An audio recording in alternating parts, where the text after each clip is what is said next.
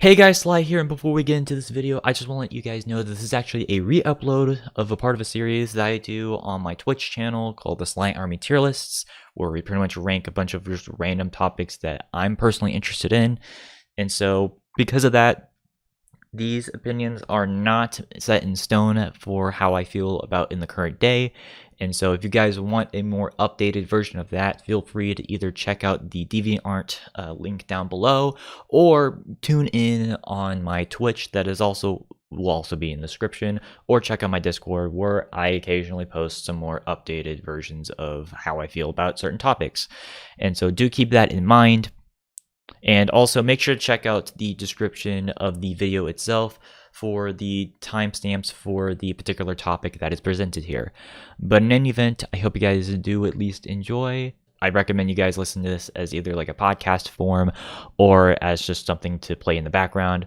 But in any event, hope you guys at least enjoy. Hey guys, Sly here, and welcome back to another episode of the Sly Army Tier Lists. So obviously, it's been a hot minute. Last time we did it was the Tom Clancy list. And, well, you guys are probably seeing that there's way less lists this time around than there were before. Like, oh wait, where's the thing? Yeah, I haven't used the soundboard in a while. Hold up. Yeah, I know. It's pretty barren, but there's a reason for that. It is because I finally deleted my other account because it was tied to my Twitter, which I also deleted. So, because of that, no more Twitter. Give a round of applause.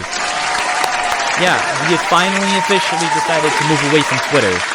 So, because they finally, the people who work on TierMaker, they actually were able to make it to where people who have a Google account are able to make tier lists as opposed to requiring a Twitter account, which was already a major flaw in the first place, but I don't want to get into that.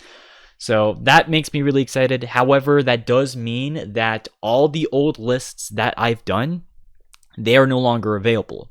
But I did make sure that I took a bunch of pictures just showcasing exactly what I had, and I decided to, basically for the next couple of days, on my own time, I'm going to make sure that I re-upload all of those. I've already gotten quite a few, but considering that some of the old photos that I've used are kind of hard to tell exactly what it is, I'm going to make sure that I update the pictures as well. Because keep in mind, some of those tier lists are like about 3-ish years old. Like they were about 3-ish years old.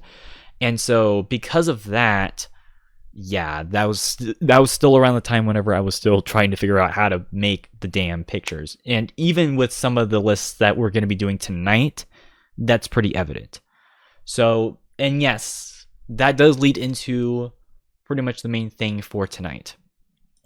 We are actually not streaming technically a new tier list. We're going to be doing what we did last time, actually about a year ago, where we're going to be updating some old tier lists that we've done in the past just to kind of catch them up to my more modern opinions. And so this time around, we're going to make sure that we do the Warhammer Factions tier lists, the FNAF character tier list, the Fall Out Boy album tier list, and the 100 FPS tier list according to Metacritic users or whatever. So I know I have Panic and Green Day, but my opinions have not changed with those at all, especially considering that like they haven't released a new album since I did both of those tier lists. Fall Out Boy did, and so that's why we're going to be updating that. And I mean, considering what happened last month with certain characters, I've got some hot takes for the FNAF characters. So, and then yeah, Warhammer. I just haven't done that one in a while, and admittedly, if I'm going to be honest, that's one of the tier lists that I'm kind of least proud of. There's another one that I'm actually even less proud of, the metalcore post-hardcore tier list. I'll do that one later. Well, I'll do those later. I'm going to separate those. Right now, though, let's just focus on updating those 6 tier lists for now, of course, especially since, like I said, it's been a hot minute since I've talked about some of this stuff, and so it'd be good for me to update. So, but either way, if you guys are new, make sure to hit that follow button down below. We are currently on the road to 200 followers, so if you guys can, please smash that follow button down below and turn on the bell icon so that you'll be notified exactly when I'll be streaming and all that fun stuff. But yeah, no.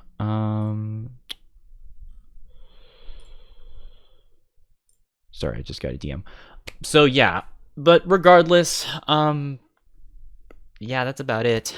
Do keep in mind though that I do have other planned tier lists. As a matter of fact, if you guys actually are, if you followed the channel for quite some time, you guys probably remember that I mentioned that I have a wiki dedicated to documenting everything that I've either played or everything that I've talked about with said tier lists, or just in general, kind of on like the podcast stuff and whatnot.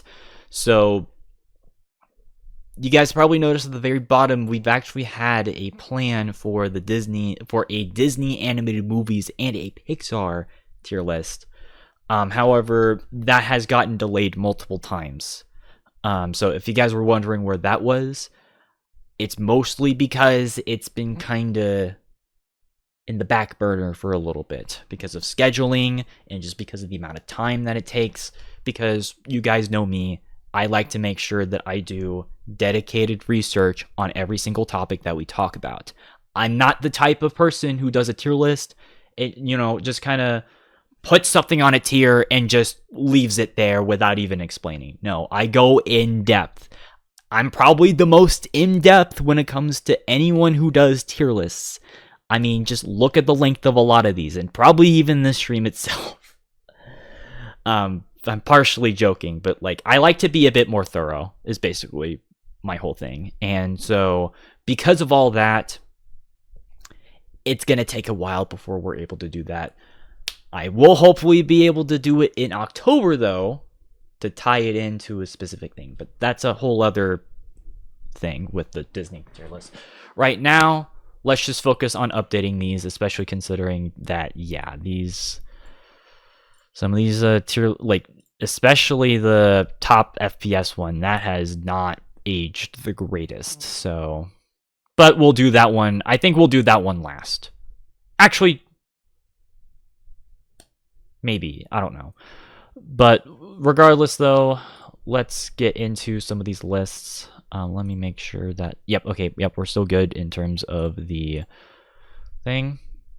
And yeah, we'll do Fall Out Boy, then we'll do FNAF, and then we'll do Warhammer.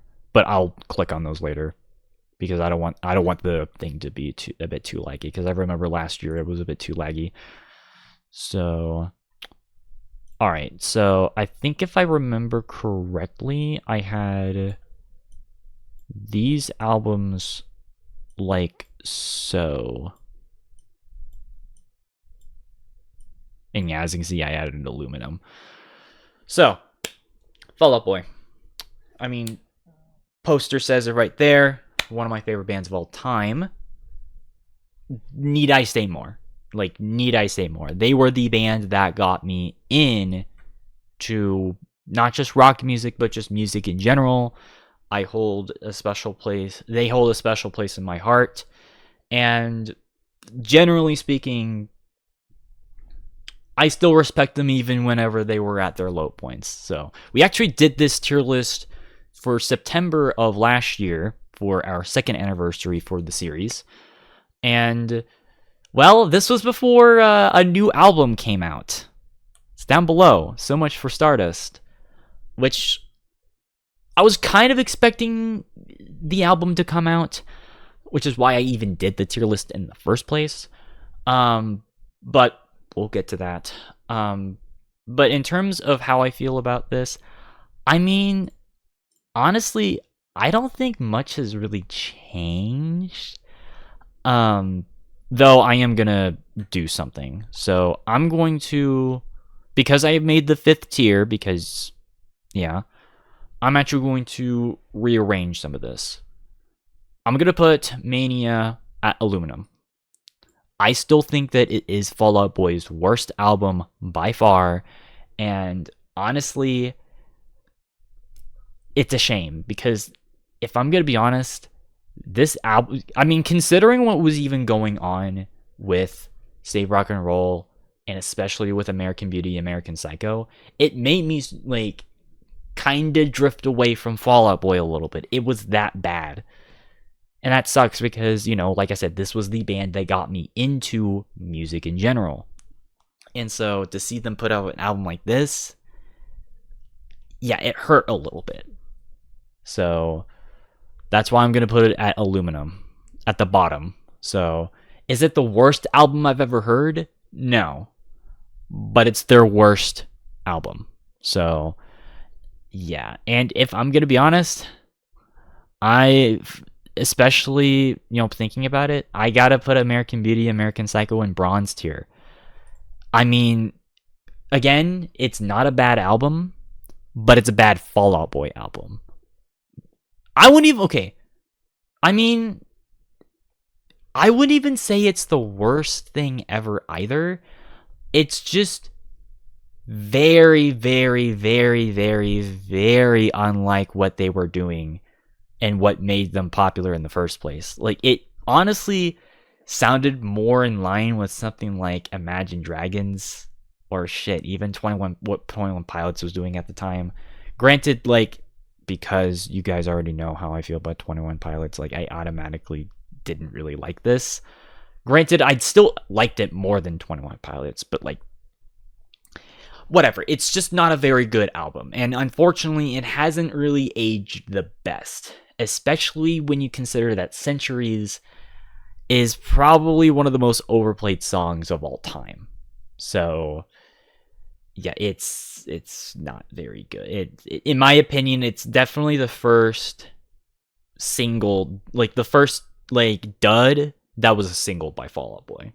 Like, yes, even more so than Light 'Em Up. I know my friends fucking hate Light 'Em Up, but I'd take that shit over Centuries any day of the week. So, like, don't even fight me on that one. So, yeah, like, I'm gonna put that in bronze tier. But if I'm gonna be honest,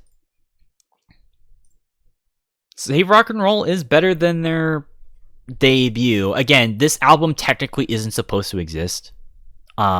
Yeah, it's called Evening Out with Your Girlfriend.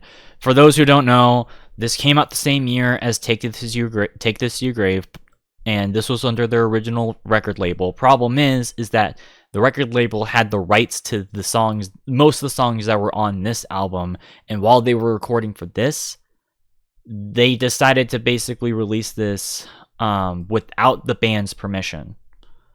And especially around the time when they got massive with From Under the Cork Tree, they decided to re-release this as like a, you know, deluxe edition or like, you know, enhanced edition, whatever the fuck it was called.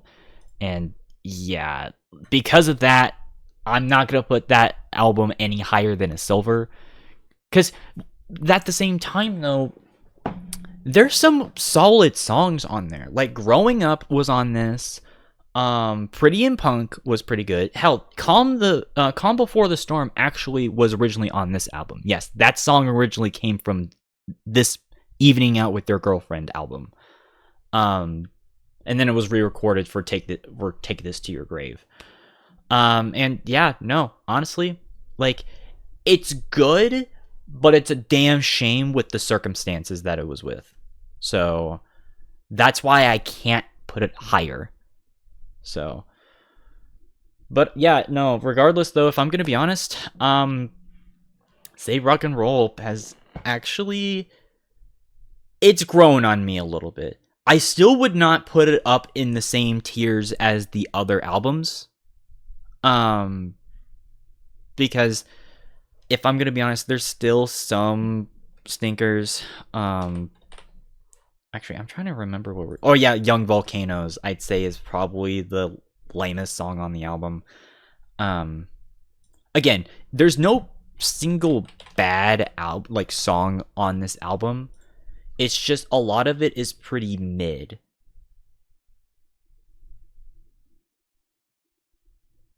Yeah, like the Mighty Fall, for example. Like, do you really want me to play that out loud? Because I feel more embarrassed listening to that out, like that song in particular.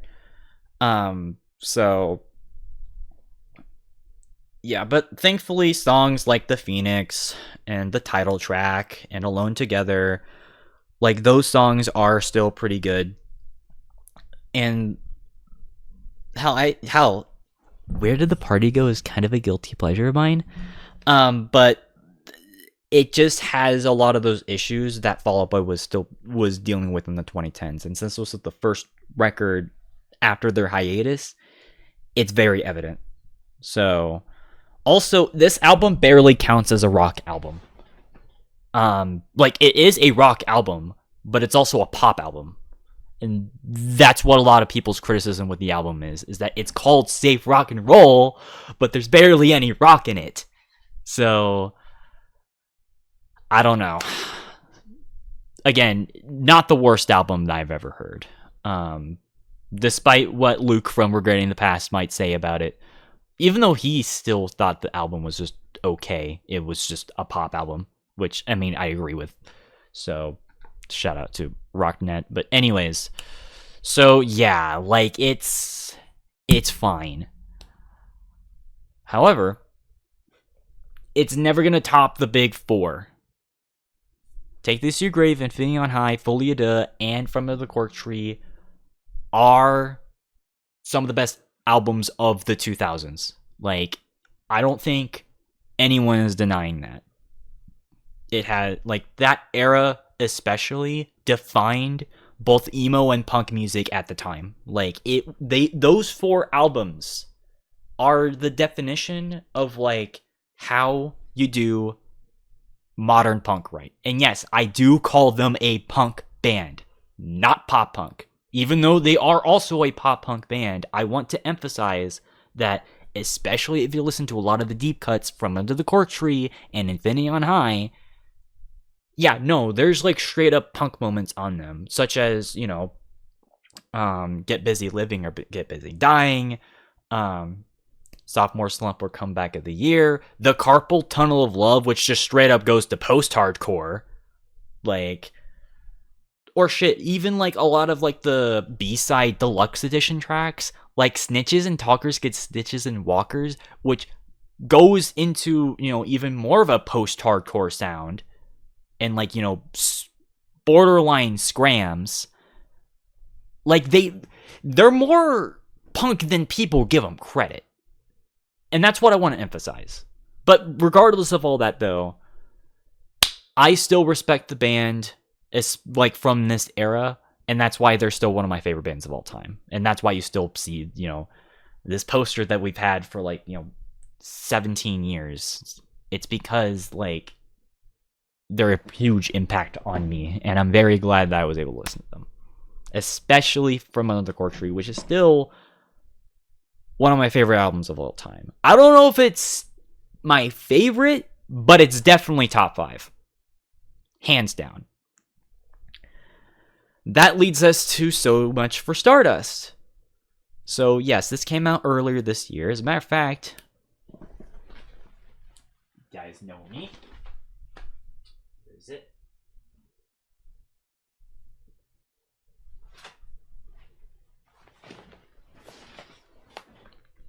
I bought the album physically, so I waited to, you know, showcase this off. But yeah, I got the album physically, which should be an indicator on where it's going to be placed.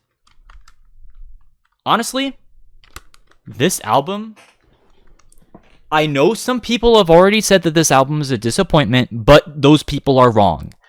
This is what 2010's Fall Out Boy should have been. It does not reach the top 4, though. But I will say this about the album. There are some of those 2010 isms that do appear. Especially on Heartbreak feels so good. I don't know. I'm sorry. I didn't click with that single as much as the other two.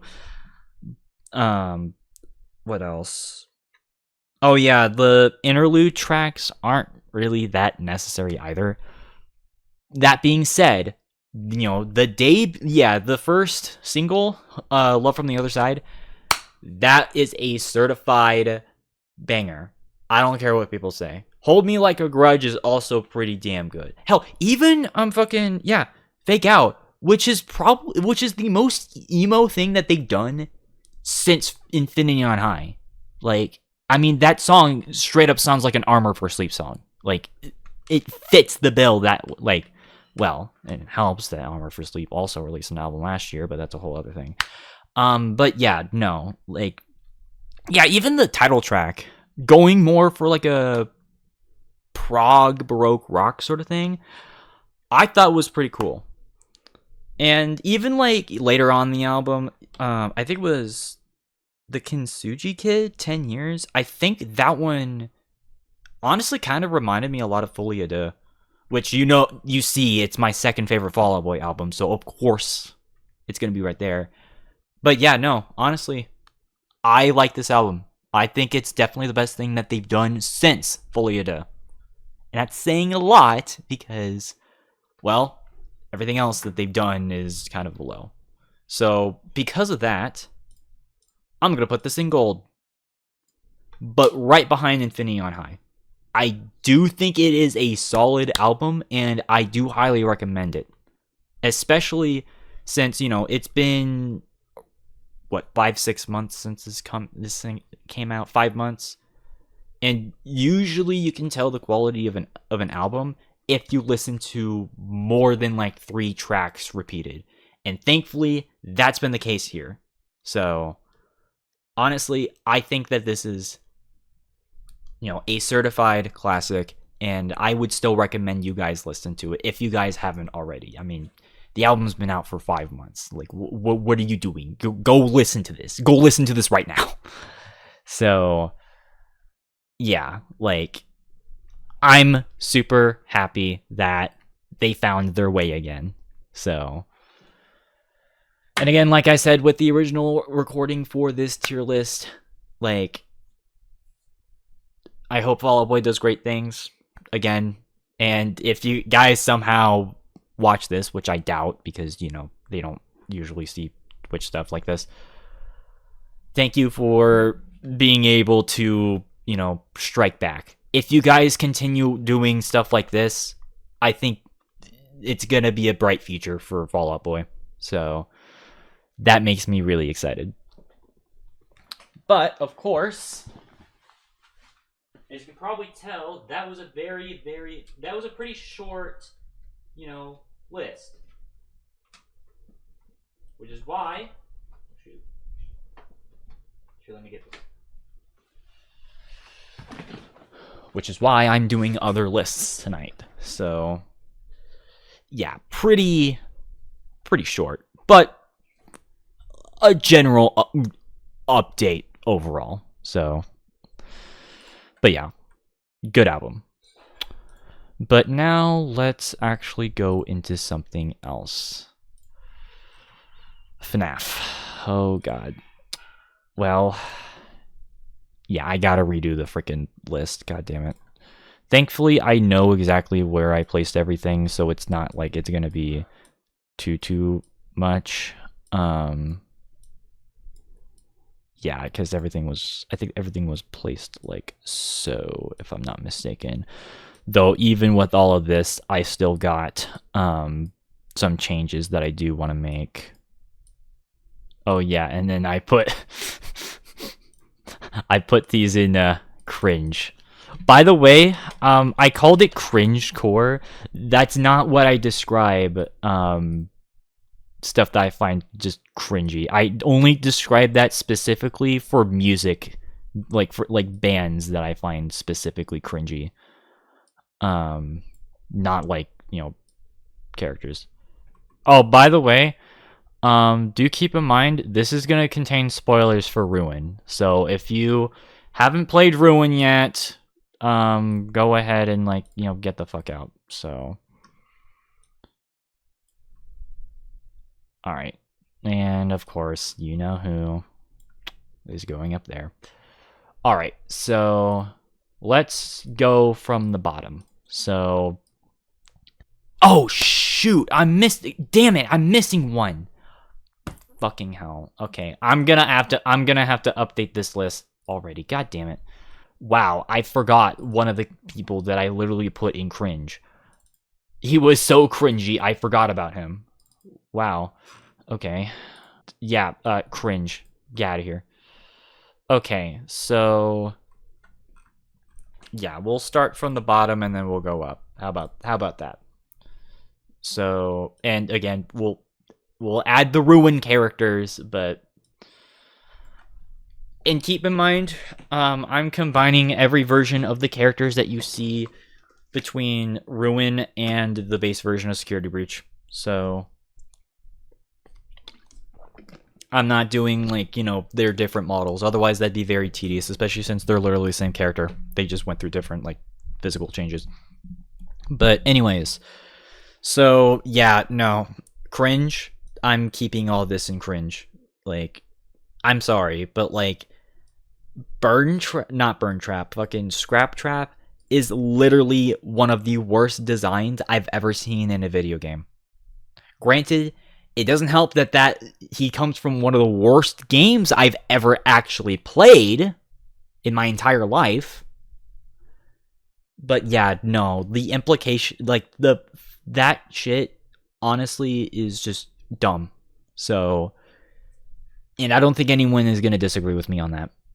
So, I don't think I'm changing anything else, because Glitch Trap is only down here because of the implications. So, granted that was retconned with Ruin, but we'll get to that.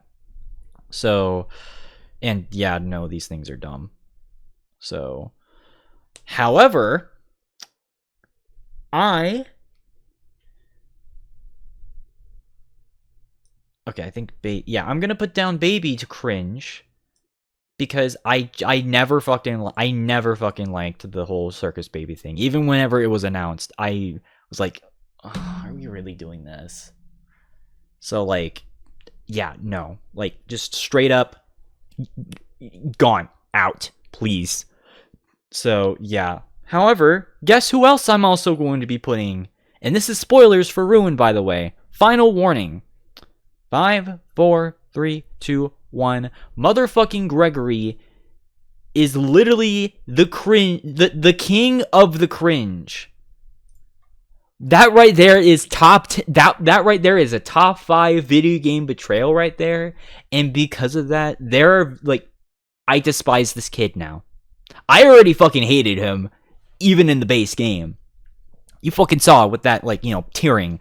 But after all of that shit that, like, we had to go through and Ruin, and at the very end, he fucking pulls a fucking, oh my god, what's her face from fucking Bioshock Infinite? I forgot.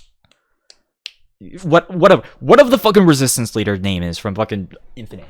He pulled that, granted not as violent, but like, okay, but he also, whatever. He did that, and that's dumb. Not dumb with Ruin, because I still think Ruin's great, but like, God, I fucking hate this kid now. Like, there are very few kid characters that I'm willing to admit that, like, I kind of want to fucking, he's on that list. Okay, for Twitch's sake, we'll calm down. I'm not promoting you guys go out and pummel kids. I'm not promoting that. Not to anyone.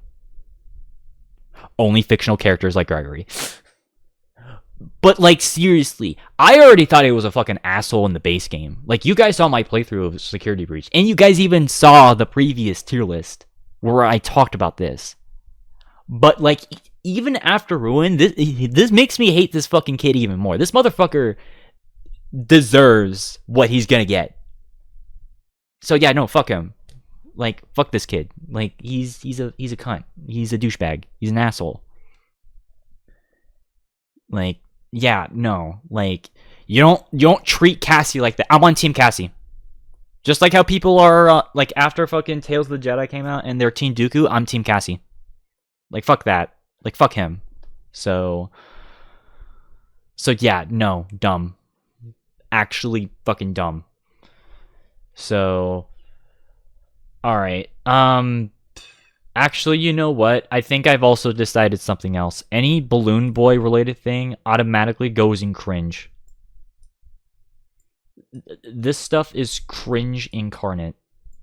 So we'll also do the fucking baby bat. I know they're not the same thing, but I don't fucking care. It's my show. So yeah, anything Balloon Boy related, that goes in cringe. If you guys have been around since the early days of FNAF, you know exactly what I mean. So I'm sorry, I'm sorry. I hate kids. I hate kids. I'm sorry. Not all kids, but maybe I just don't like most kid characters. Maybe it's just me. But like no. No. Just straight up just no. But I don't know. I just hate his fucking, sort of like 50s kind of like kid look. Like a 50s circus kid look. I just always hated that shit. So it never vibed with me and never will vibe with me. So get out of here. Alright, so and yeah, all these, I think these are fine to stay. Afton is still one of the worst protagonists in any game ever. Don't even start me on that. Apparently this is now called the Tangle instead of the Blob. I mean, to me, it's basically just another fucking Ennard, like, which actually, now I think about it, F. Again, I would put him still up in D, but he has a really dumb name, so I'm putting him in F. Because he has a dumb name, you guys know me, it's just a dumb name. It's become a meme of mine. Like, like, seriously, I've been saying that for so many tier lists, and even a few of my podcasts, that is literally become a meme. Like, if it's a name that I think is really dumb, I'm not gonna bother. Especially in this case. And considering that apparently this fucking thing is called the Tangle now, which I didn't even like fucking know until like literally a week ago. I'm sorry, but that's just a dumb name. That's just a dumb name. Like, I don't know why we're dealing with so many dumb names. 1,000-Foot Crutch, fucking Under Oath, fucking Ennard, like, scary kids scaring kids. Like, we've been dealing with dumb names for years now, and it's kind of making me a bit jaded. So, and unfortunately, that's another name to add to the pile. So, what do I need to say? What do I need to say? Like, but whatever. Alright, so I don't think I really need to say much about anyone else on this tiering. I mean, fucking Molten Freddy is just the same thing as Ennard. Need I say more? Fucking the Phantoms, I never gave a shit about. I don't think anyone really gives a shit about them. The Rockstars, especially Rockstar Bonnie and Rockstar Chica. No. Like, especially Rockstar Bonnie's voice in Ultimate Custom Night. No. Terrible. And yeah, no, like, I really don't like any of the I don't like any of the Pizza Sim cast. Granted, again, part of that is because I fucking hate that game. But yeah, no. Just bad. Just bad. So, alright. And yeah, I mean, I don't need to explain anything else. Like, fucking Floor Sign. I know some people like it because of the memes, but, like, the meme wore out very fast. So, no. And, yeah, like, I don't think I need to explain anything else. So, let's move on to D tier. Alright, D tier. I mean, I kind of feel bad for Chica. Like, OG Chica. Oh, I put you in C tier before. Okay.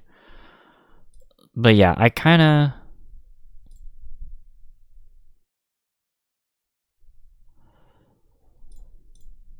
Sorry, I'm thinking. So, like, yeah, I feel bad for putting her down here. It's just, she's not my favorite. Like, out of the original, like, crew from FNAF 1, I'm pretty sure she's a lot of people's least favorite. So, I mean, good for her for being, you know, definitely a character that's a bit more different compared to other female characters, because, like, you don't really see a lot more...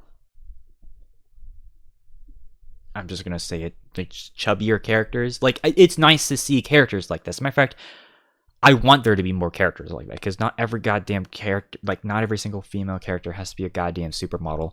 So, like, at the very least, I'm glad about that. She's just not really... She just feels like a filler character. And that's because she was.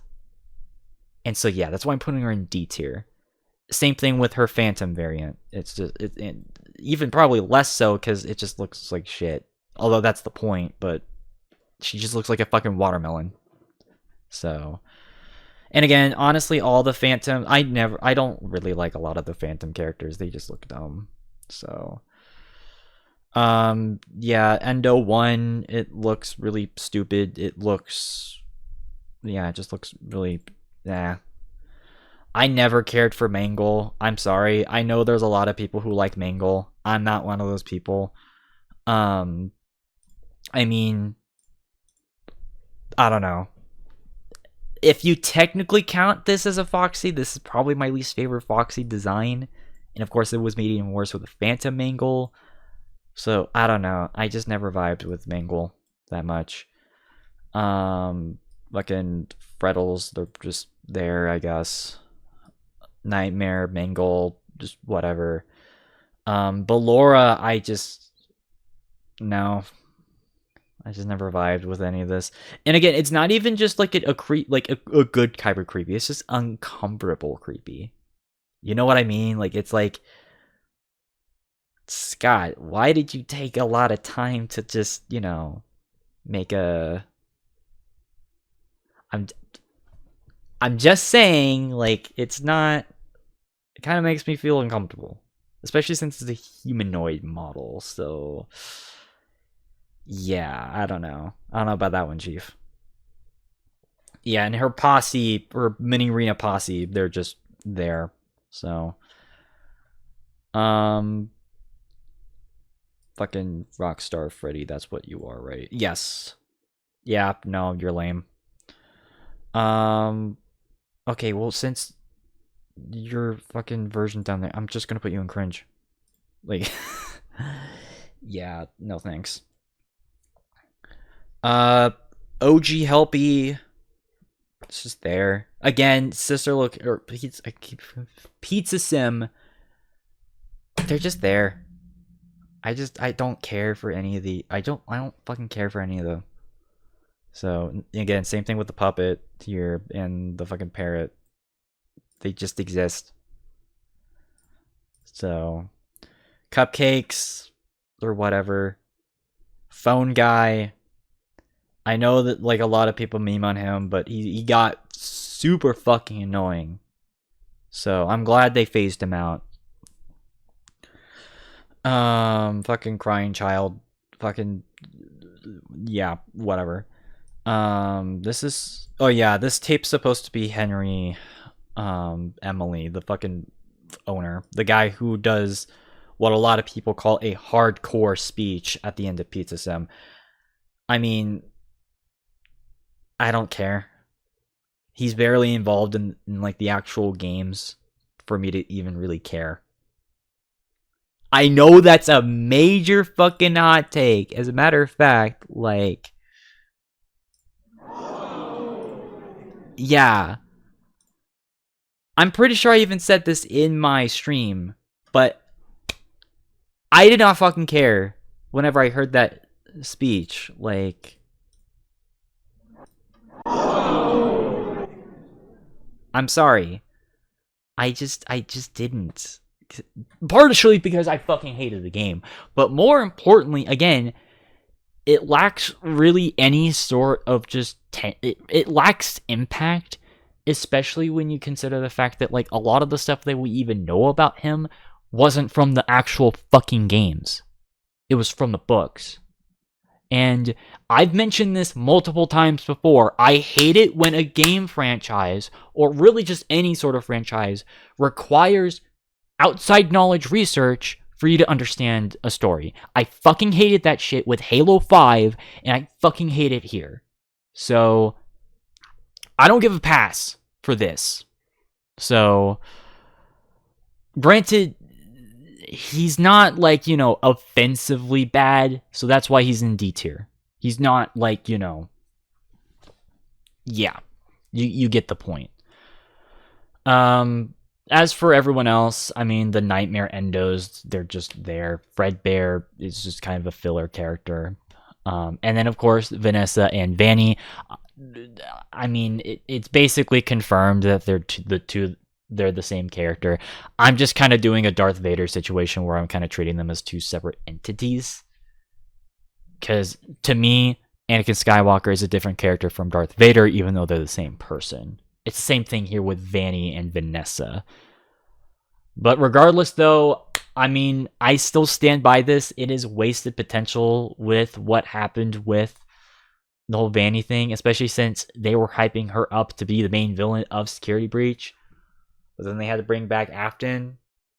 Thankfully, they retconned that, but, like, the damage was already still done.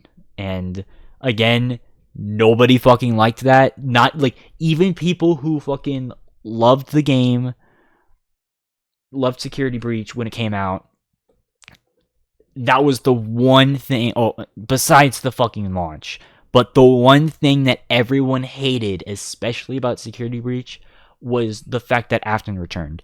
Nobody liked that. We'll get to him later, and I'll change things up a bit, but yeah, like, nobody liked that. So, the fact that Vanny got shafted wasted potential, especially for a series that is A, dying for a new villain, and B, is desperate for a better writing team. Because, again, I've always said this. What FNAF needs is they need a good writer. Because the series is writing anemic. And this right here is the prime example that I use to showcase that lack of care in terms of a good story. So, but it is what it is. So yeah, not much change there. C tier though. Honestly, I don't think I'd really change much here either. If I did change some things here and there, but yeah, I don't think I'd really change much here. Except maybe Moon to B tier. So I'll push that up, especially since I actually met Kellen Goff in real life. Shout out to him. And he did a really good job voicing both Sun and Moon, and of course voicing them in Ruin. So he's a very talented guy, and Sun and Moon, and of course Freddy, like the Freddys that he's played, and even some of the other stuff that he's done, because apparently he was also in other stuff, like a bunch of anime like Demon Slayer. Apparently he also has voice credits for Demon Souls remake, which that surprised me, but whatever, that's a whole other thing. So yeah, I think I'd raise him to B tier because it was a pretty solid performance, and honestly, because of that wholesome thing in Ruin, I'm gonna put Sun in A tier. That was pretty wholesome, but I'll get to that later. Alright, everything else in C tier. I think this is satisfied. I think I actually would put you down below, though. Yeah.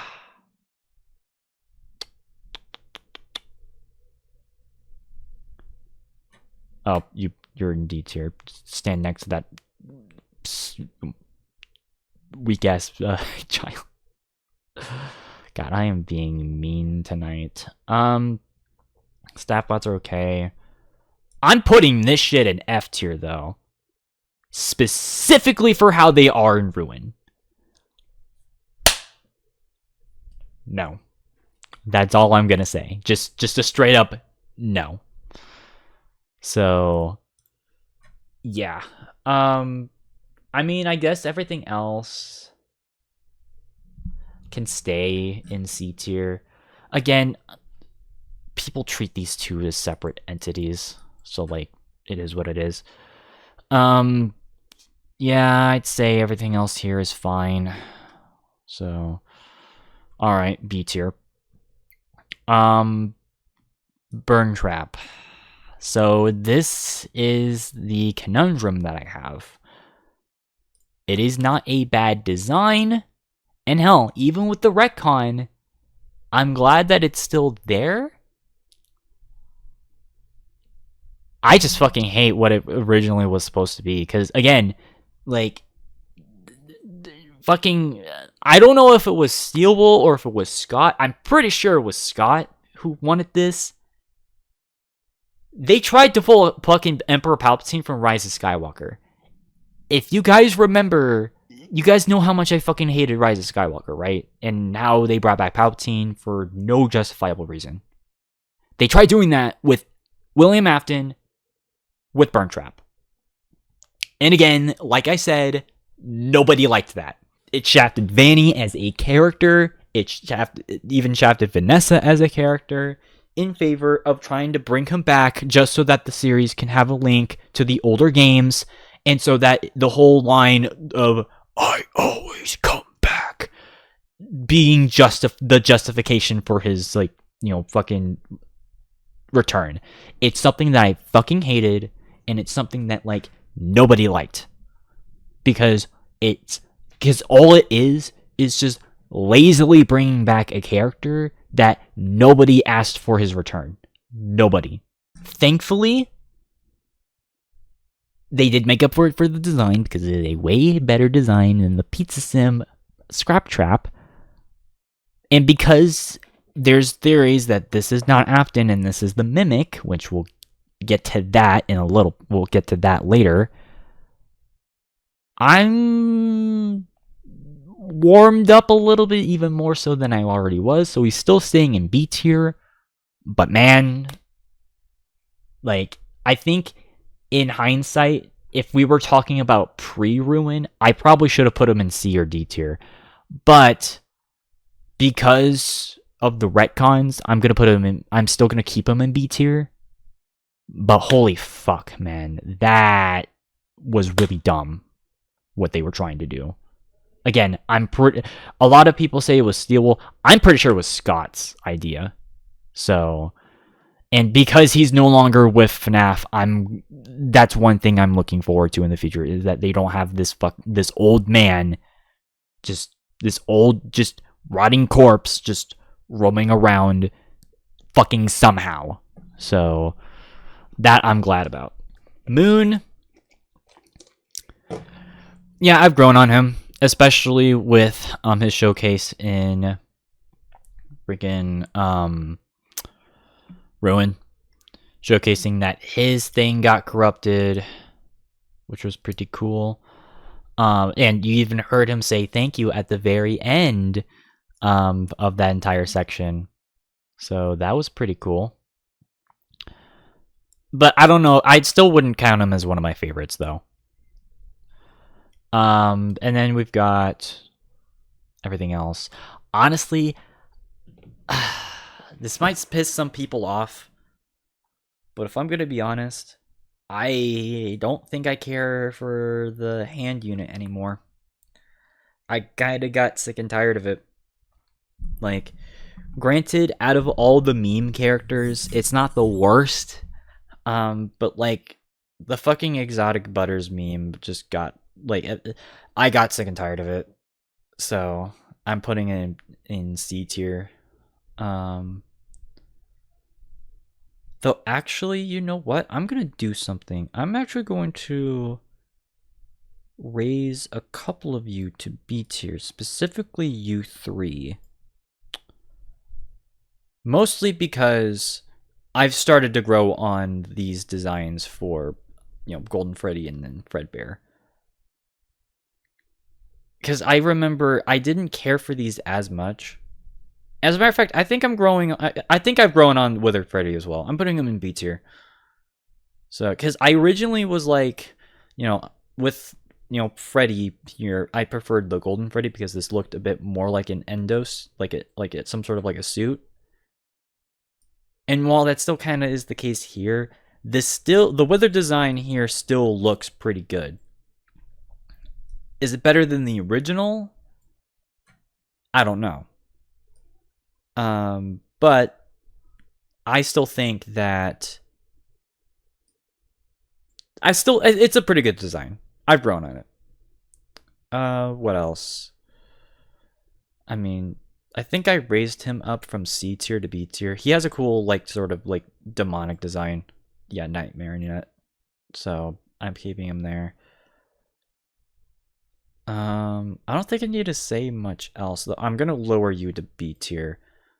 Again, it's the same model as this. However, the color swap is what makes those models really good. It's like they designed those models for their swapped versions. I don't know.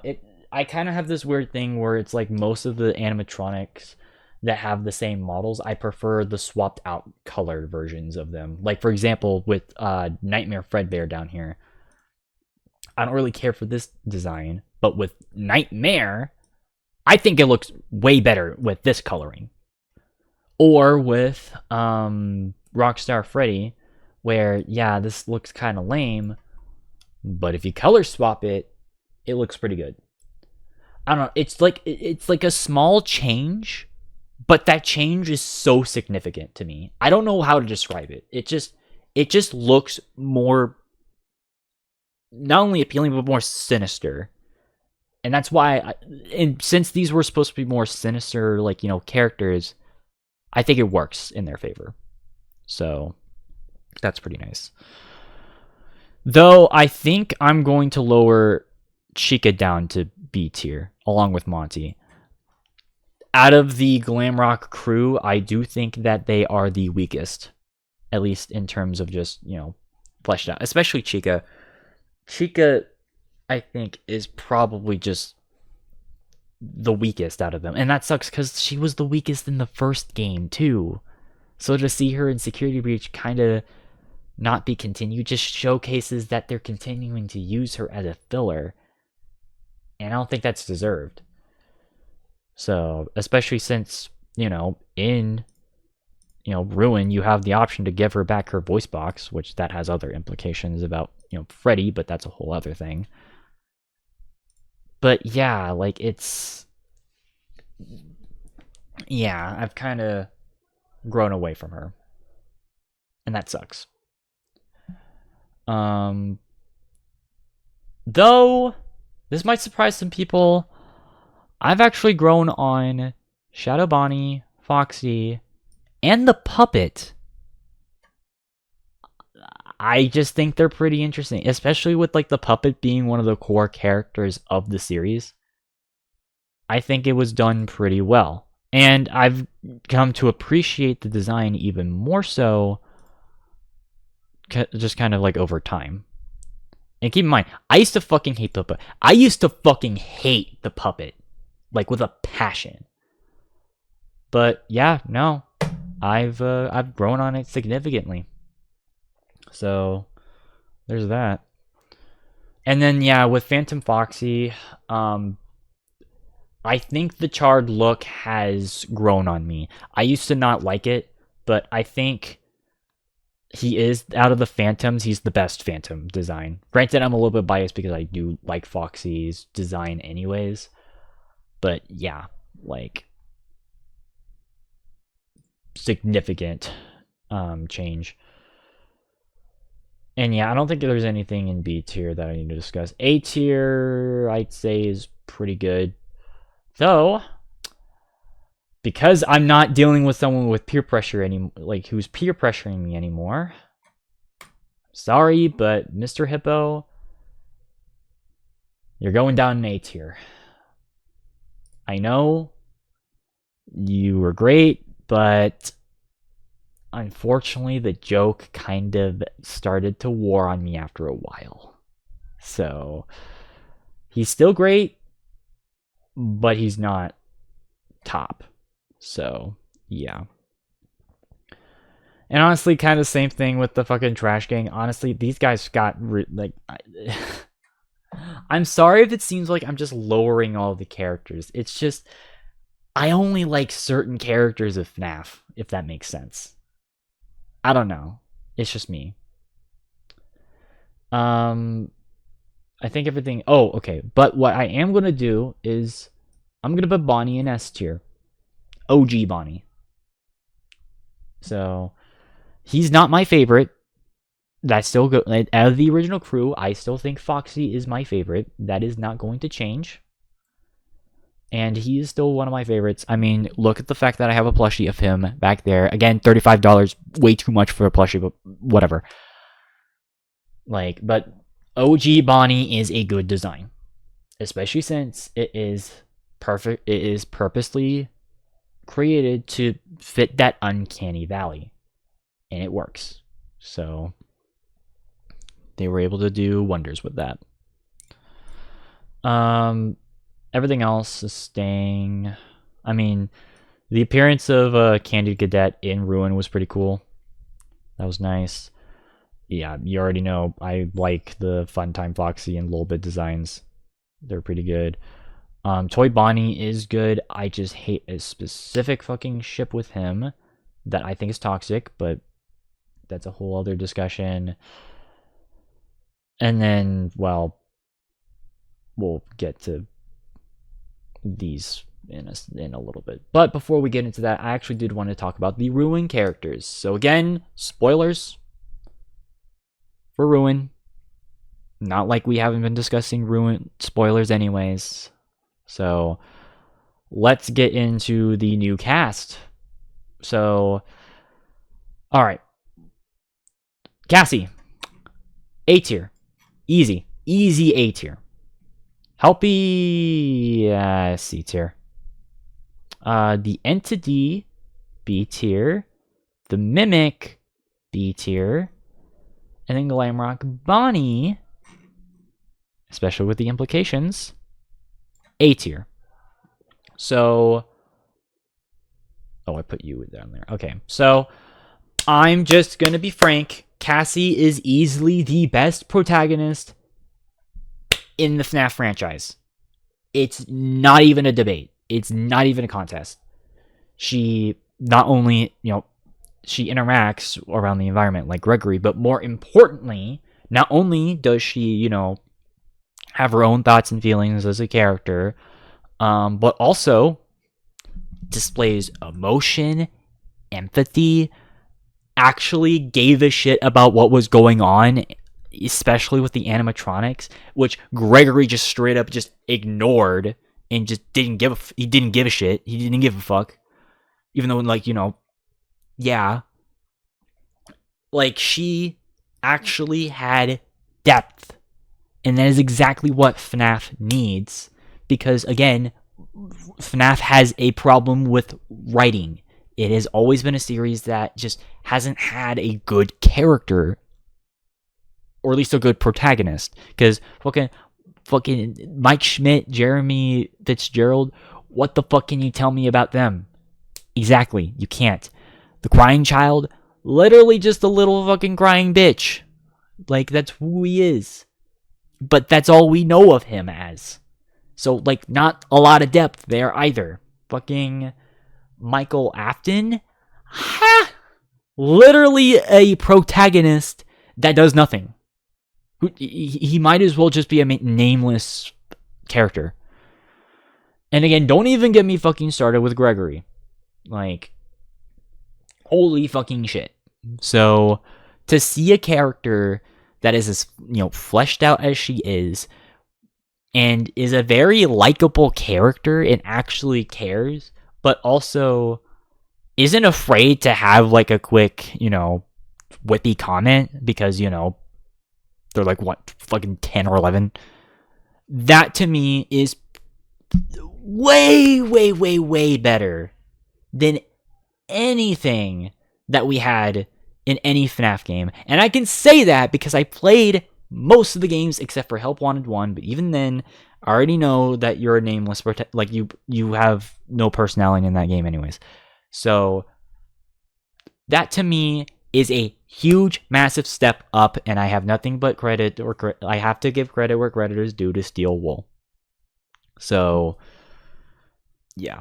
Now that being said, this version of Helpy here, or Helpy with an I instead of a Y, I know, because misspelling things is cool, I guess.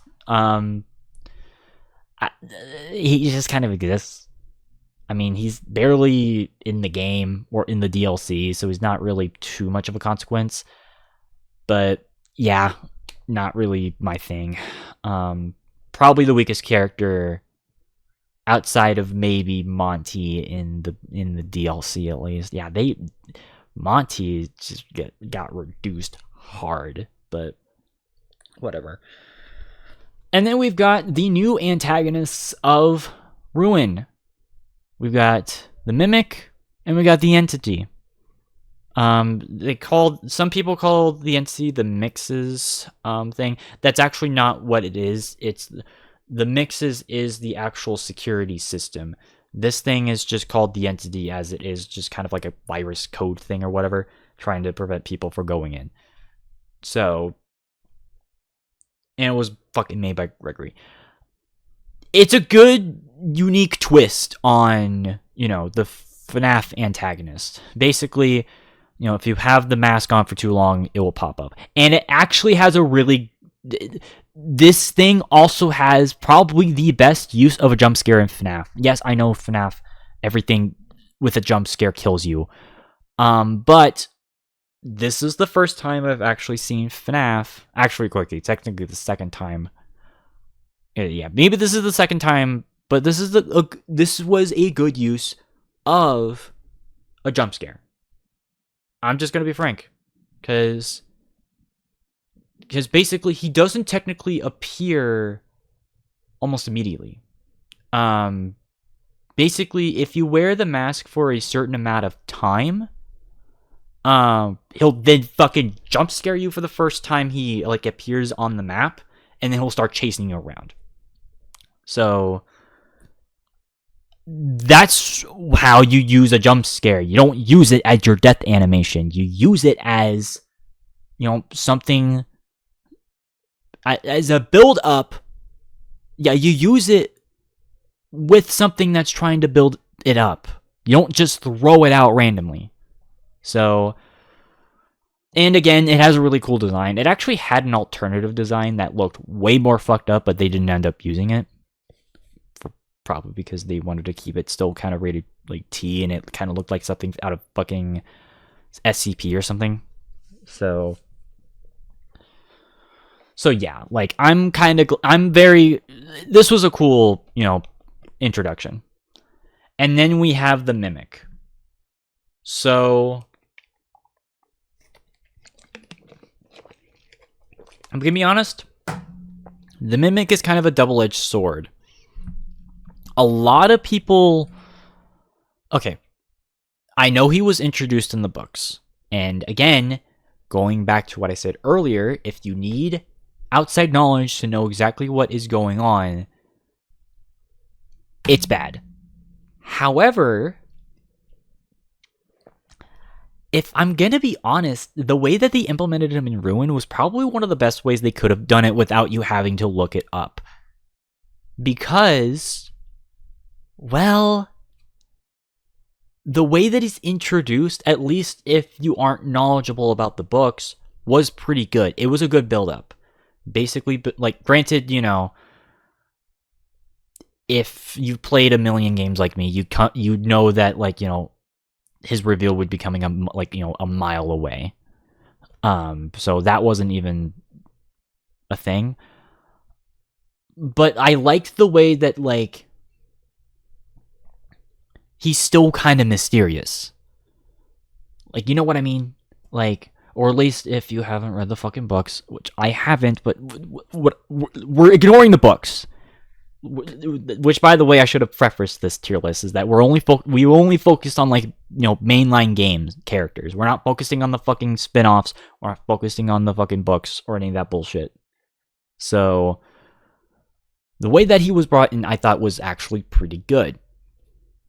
What they'll do with him in the future, I don't know. But this right here is the best retcon that they could have done for Burn Trap, because yes, there's a lot of speculation that Burn Trap is the Mimic, just in a different form.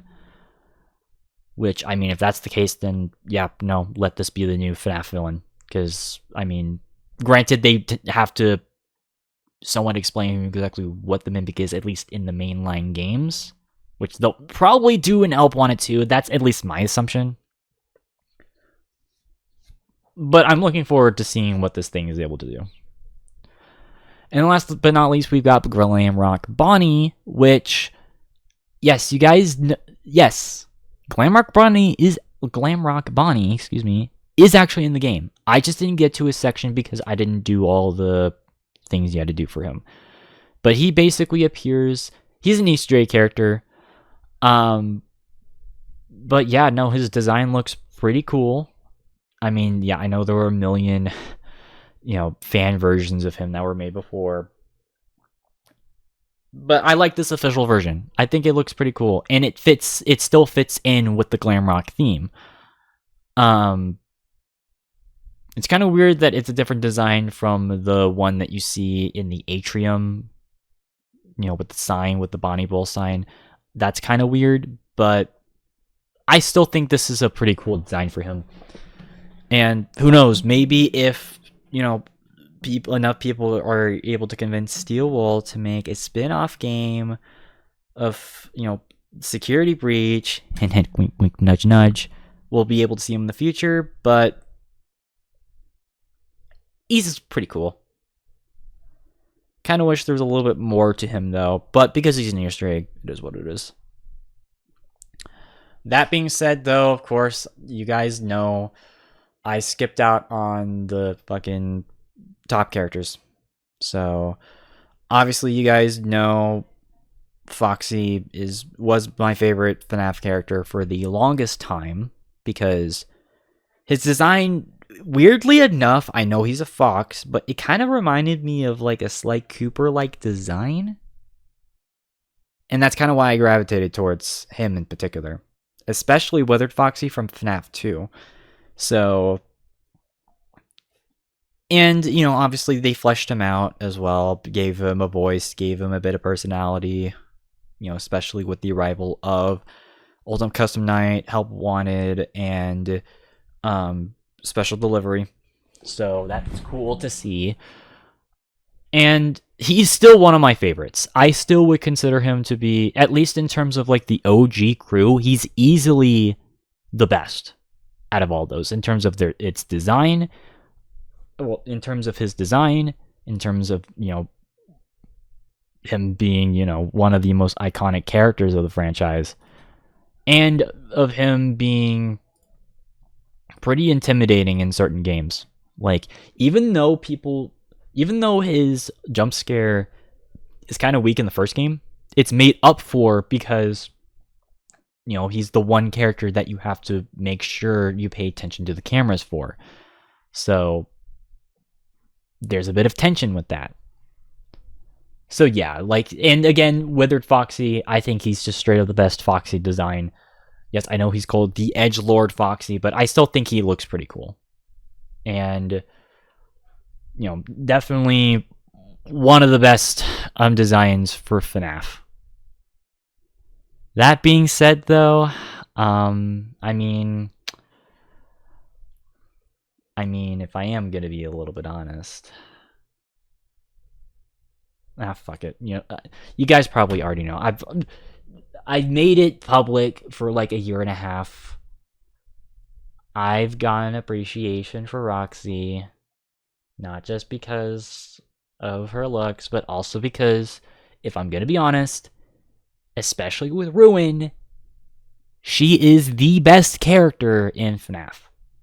Especially right now. She has, obviously, like I said, I do like her design for many different reasons, but it's also because she's the most fleshed out character in all of FNAF, and most importantly, she's the only character out of all these characters that you see on this entire list.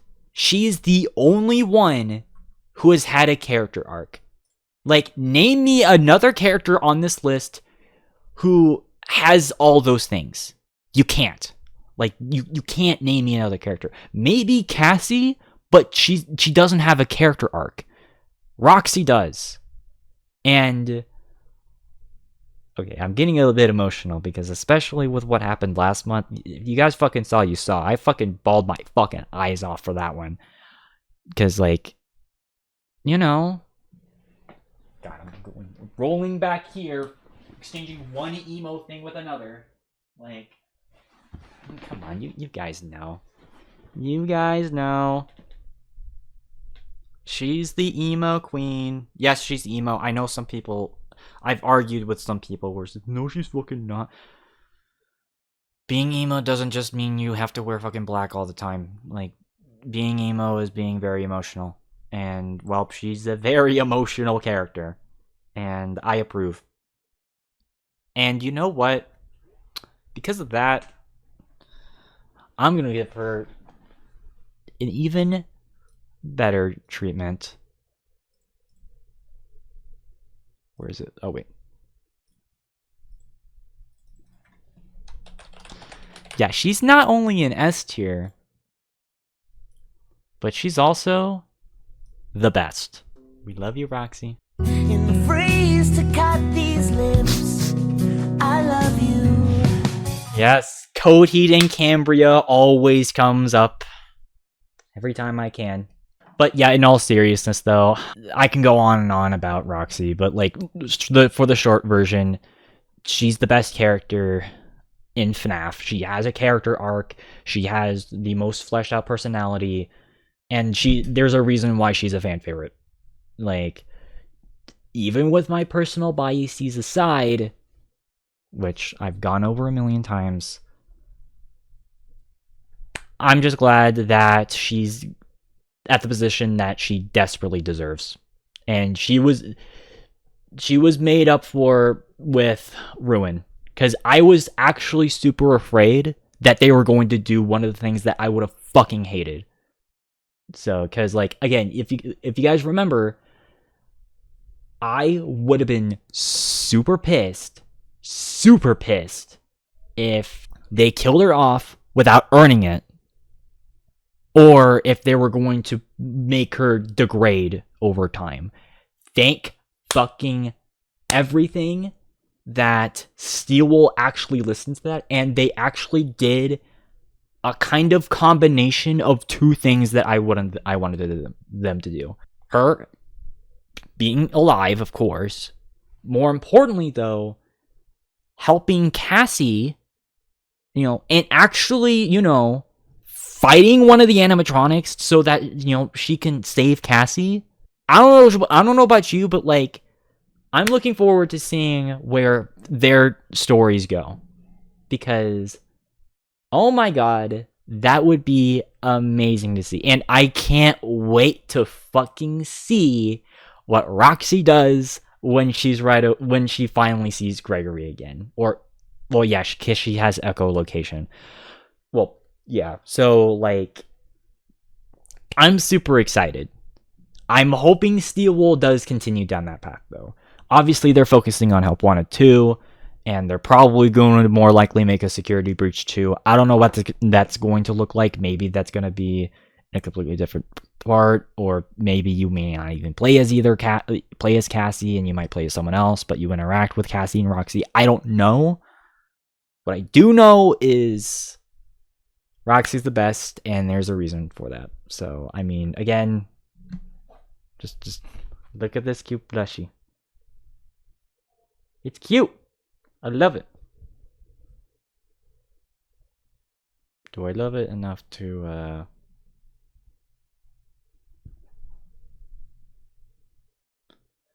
get them? I mean, I've already kissed one Roxy thing related in my life. I mean,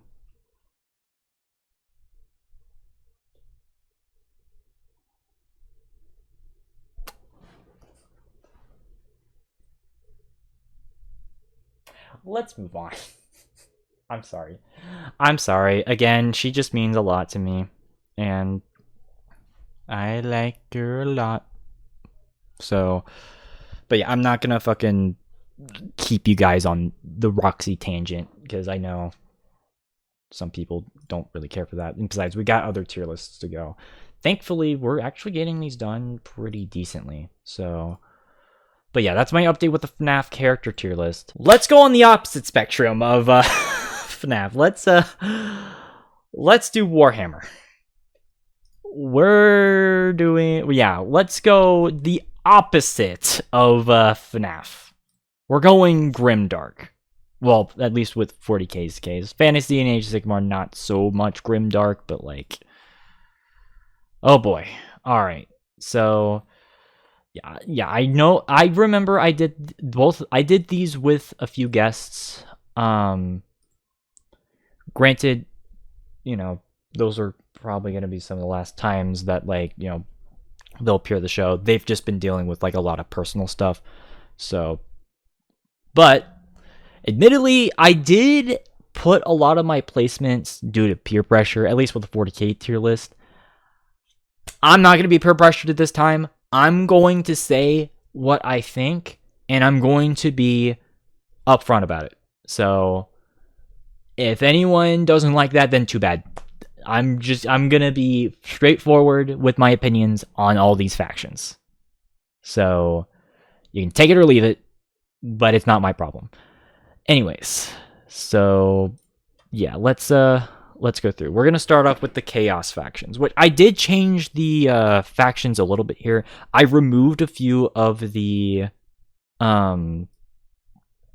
I removed a few of the Space Marine chapters, in favor of like some other ones that I felt like would have been more appropriate, or like other factions that I felt like would have been a bit more appropriate for this list. So, and again, I'm just judging these based off of my personal opinion. So if you disagree with them, then it's completely fine. I'm not going to judge you if you end up liking a faction that I absolutely despise. Though I will judge you if you fucking judge me. So, because again, yeah. So, okay. Yeah, we got Chaos, right? So, admittedly, and this might seem a bit out there, but like, in terms of like what I prefer with 40k, I prefer either Xenos or Chaos factions. I just don't like the Imperium. That bias will come up later, so do keep that in mind. But yeah, it's just, I just want factions that are either, either kind of have a point, or factions that like aren't like super horrible. I know that's harsh for 40k since it's grimdark. It's the most infamous grimdark universe. But like, I want to at least have a little bit of like, a sense of like hope, which thankfully they've kind of been changing that tune a little bit with 40k. Obviously the old school 40k fans are fucking pissed about that, but like, that's their problem. But anyways, let's get into the Chaos factions. So we've got, what do we got here? Okay, so yeah, let's start off with General Space Chaos Marines. How about that?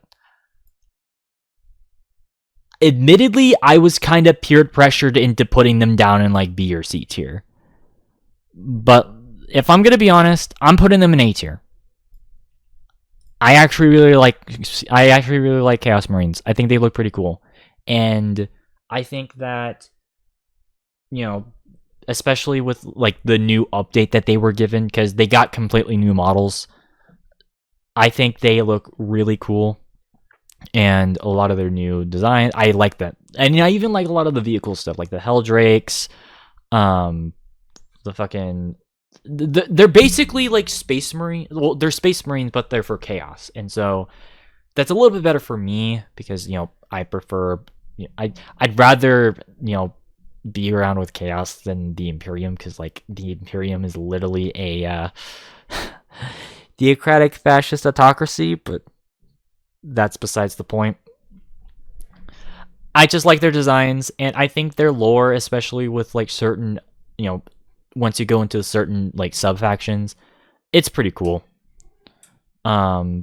Which, speaking of these sub factions, we've got 4 represented here. We've got the Death Guard, Thousand Suns, World Eaters, and the Black Legion.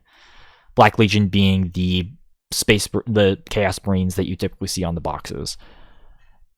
Yeah, I'll give them an A tier. Yeah, led by Horus. Well, was led by Horus, but gone. Yeah, again, their designs look pretty cool. The use of like the black is pretty nice, and again, they're like the jack of all trades for the Chaos Marines, which is something that I typically prefer in terms of like what I would want out of space, like the Chaos Marines. I'd want there to be a bit of flexibility, and well, they're that. So that's pretty cool. That being said, though, I mean, you got Death Guard. I still don't like Death Guard. I think that like they're kind of fucking. I just don't like them. I get that they're supposed to be gross, but keep in mind the one part of Chaos I don't like is like the Nurgle shit. I know it's supposed to be disease and plague and all that stuff. I just don't like that. So, which is something that admittedly is so fucking annoying. It's I don't know why it's so hard for me to explain this to people. If I know what the point is and I don't like it, that's it. Like, that's not, like, you can't try to fucking convince me otherwise. Like, I don't understand motherfuckers who try pushing shit that, like, I already don't like on me, even though I already have to explain it multiple times. Like, it's happened to me multiple fucking times, especially when it comes to, like, Warhammer Factions. It actually pisses me off. I don't like Death Guard. Deal with it. So, it's because of their designs, and it's because I don't like Nurgle-related stuff. So, I don't think I don't know how clearer I can be. So, but whatever. Thousand Suns, though, you know what? I'm putting them in A tier as well. Granted, Tzeentch is one of the Chaos Gods I do prefer. Tzeentch and Slaanesh are typically the Chaos Gods that I think are the coolest. Whereas Khorne is kind of down there, but I still think that the demons look cool, and I like the concept of Khorne. And then, yeah, Nurgle's just kind of below that. So, and if you want to bring in fantasy, the Skaven with the Horned Rat is kind of in between Khorne and Tzeentch for me. So yeah, and I like the use that, like, these guys are, like, very Psyker heavy. I think that's pretty cool. And I just like their Egyptian design. And again, Death Guard do have a prime. Actually, all 3 of these have Primarchs. I just think that, like, Magnus is the coolest out of the 3. So, especially since, like, his betrayal technically wasn't really his fault, but I don't want to get into the lore. I don't know. I just think Thousand Suns is pretty cool. World Eaters, I'll put them in C tier. They're fine. They're the newest Chaos faction, or at least the newest faction to get a book. So yeah, this is one of the big updates for this. They're okay. Again, Khorne's typically not my thing. I have painted like Khorne bloodletters before, but like, again, I'd rather just use a demon detachment. So that's just me though. Which, speaking of, we've got the demons. I mean, again, it's a B tier thing, and again, it really depends on what Chaos God you're talking about. If you're talking Slaanesh, then yes, I think the demons are pretty cool, especially since they have a lot of they're very reliant on being very fast and very, damage heavy. So that's their whole shtick.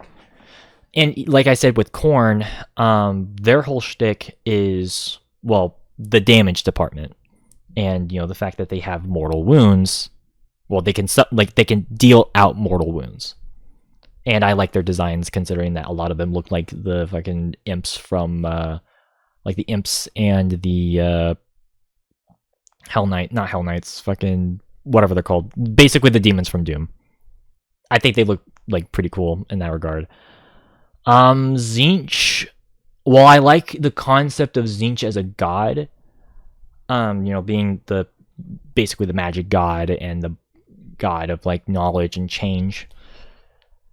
I like some of the models, but I don't like all of them. Like the pink, like the horrors and anything horror related, I don't like. I just never really cared for that stuff. Though if we're talking about the flamers and the screamers, those are pretty cool. And the flamers are very useful in game. Like they will fucking melt people on the tabletop. So it really depends with Tzeentch. And then, like I said, Nurgle is kind of the one thing that really does weigh it down for me. But, and I have played demons before, both in Age of Sigmar and in 40k. And they're pretty cool. So they just don't have a lot of missile units as well. That's another big problem. So, yeah. And then we've got the Chaos Knights, which, again, I was kind of peer pressured into putting them down in F tier, but if I'm going to be honest, I'd probably put them in C tier. Actually, probably above World Eaters. Where's the... I know. I just see it as more of a very, very useful support unit for Chaos Marines. That's how I see it. And also, like, especially with the newer designs that they released, I think last year, they look really cool. So, that's just me, though. I'm sorry, I just like Chaos shit. Like, I like the Chaos shit more than the fucking Imperium shit, which I know... No, you're supposed to play the perspective of the Imperium. I know! I don't want to, though. So, that's my thing. Anyways... So yeah, that's the Chaos stuff. Let's go Xenos. Xenos. Yes, you guys over here. Yes, I have the Harlequins still separate. I know they got combined with the Craft World. I'm just still going to count them as a separate entity. So, all right. So we got Xenos. We got aliens. So, okay. Craft World, Eldari. I put them in S tier last time, and you know what? Truth be told, I'm still going to put them in S tier. They're one of the few factions, similar to the Tau, which we'll get into later, which they're technically on like the lower scale of like evil. On here. Again, no faction in 40k is good at all. As a matter of fact, the Eldari are they kind of have a bit of a speciest issue, especially against humans. They even came up with a slur called Monkai, which is it's a derogatory slur against humans in general. And yeah, no, they call it that because you can't call humans in your games monkeys, because that is extremely racist. But especially against, yeah, but what? Let's ignore that. Besides that, though, I think their designs are pretty cool, especially with their new model. Yeah, a lot of the 40k factions have been getting new models, like complete overhauls, and that's pretty cool. And I think that the overhauls that they've done with this faction in particular look pretty cool. And again, I like the fact that they're not so much really trying to conquer, more so just trying to survive the clutches of Slaanesh. And that's pretty cool. And like I said, I think they have really cool designs. I know people are like, oh, they're just wizards in like they're just elves in space. They're more than just elves in space. They have their own unique stuff, especially with, like I said, they have to deal with the fact that they have to deal with a god that's chasing them around, and that they can go through webways and shit. Like, there's more to them than just them being elves in space. Especially if you read the lore. Like I do. So, I think they're pretty cool. What isn't pretty cool are their cousins, the Drukhari. Literally the worst pieces of shit in the entire fucking thing. They're like inverse Craftworld Eldari.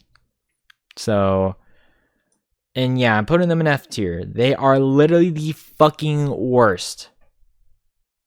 Though, it's not because they want to, it's because they have to. They will literally torture and maim anything that they see. I don't like that. Like, granted, you know, again, I guess, again, it's kind of hard for me to already rank something from 40k because, you know, I'm someone who I don't really indulge in, like, you know, being a fucking masochist when it comes to playing the game.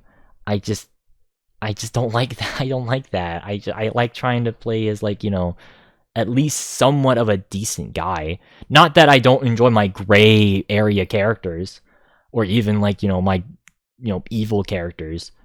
I just don't want to do that all the time. So, and yeah, Drukhari are like the definition of that. So, yeah, the shit that they do. Oh my god. So, but yeah, and honestly, I'd probably put the Harlequins in D tier. Again, these got combined with the Craft World, so like they're in the same book now. A little bit weird that they're in the same book with the Craft World because they aren't really like that. I mean, I guess they're better than Drukhari, but like they're not by much. Also, they look more like Drukhari than they do Craft World, so I don't know. But regardless, though, yeah, they're kind of lame. Like, they barely have any models, and they're more of a side thing, which is why they got combined. Because, like, yeah, so Harlequins, they're just. If you want to talk about just elves in space, you talk about fucking clown elves in space. That's basically what I know they guard the Black Library, so there's a little bit more to them than that. But, like, they might as well just be fucking clown elves in space. So, if you want to blame a faction that's just elves in space, that's this faction. So, yeah. Alright, Tierlists. Fucking, I mean, I don't care for Tierlists either. Yeah, I don't care. Tierlists are weird. But, like, not cool weird. They're just weird. They're like xenomorphs, but, like, they also kind of act like the Flood from Halo, in which they consume biomass. So, and they also have, like, you know, giant, you know, fucking living ships that are kind of like the Yu Zhang Vong's ships from Star Wars Legends. It's fucking weird. Like, I don't know. They're just bugs in space. So, like, I mean, that's fitting for sci-fi like this, but they're just bugs in space. Gene Stealer cults are a little bit more interesting because they take that concept and make it to where, you know, there's like a version of like a Tyranid is like a parasite, and they infect a bunch of like humans, and over time those humans basically don't become humans anymore. They become like a hybrid species, and that's what these guys are. And these guys worship the Tyranids as if they're like, you know, divine entities and shit.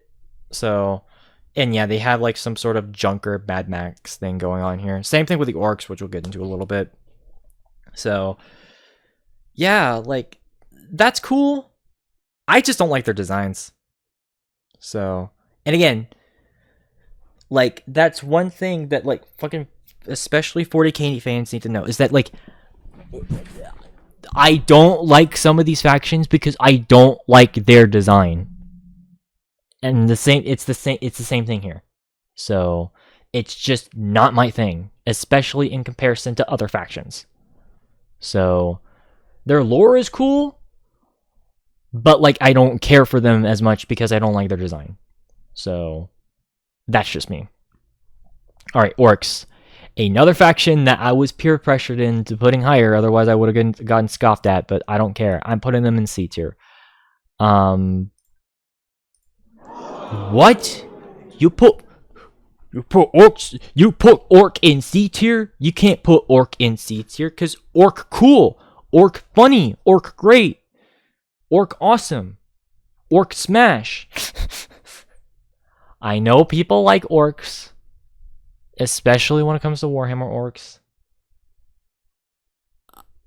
I just prefer Tolkien orcs, especially like more so Peter Jackson Lord of the Rings orcs. That's sort of more my style, where it's more the, you know, elf or like human twisted with black magic.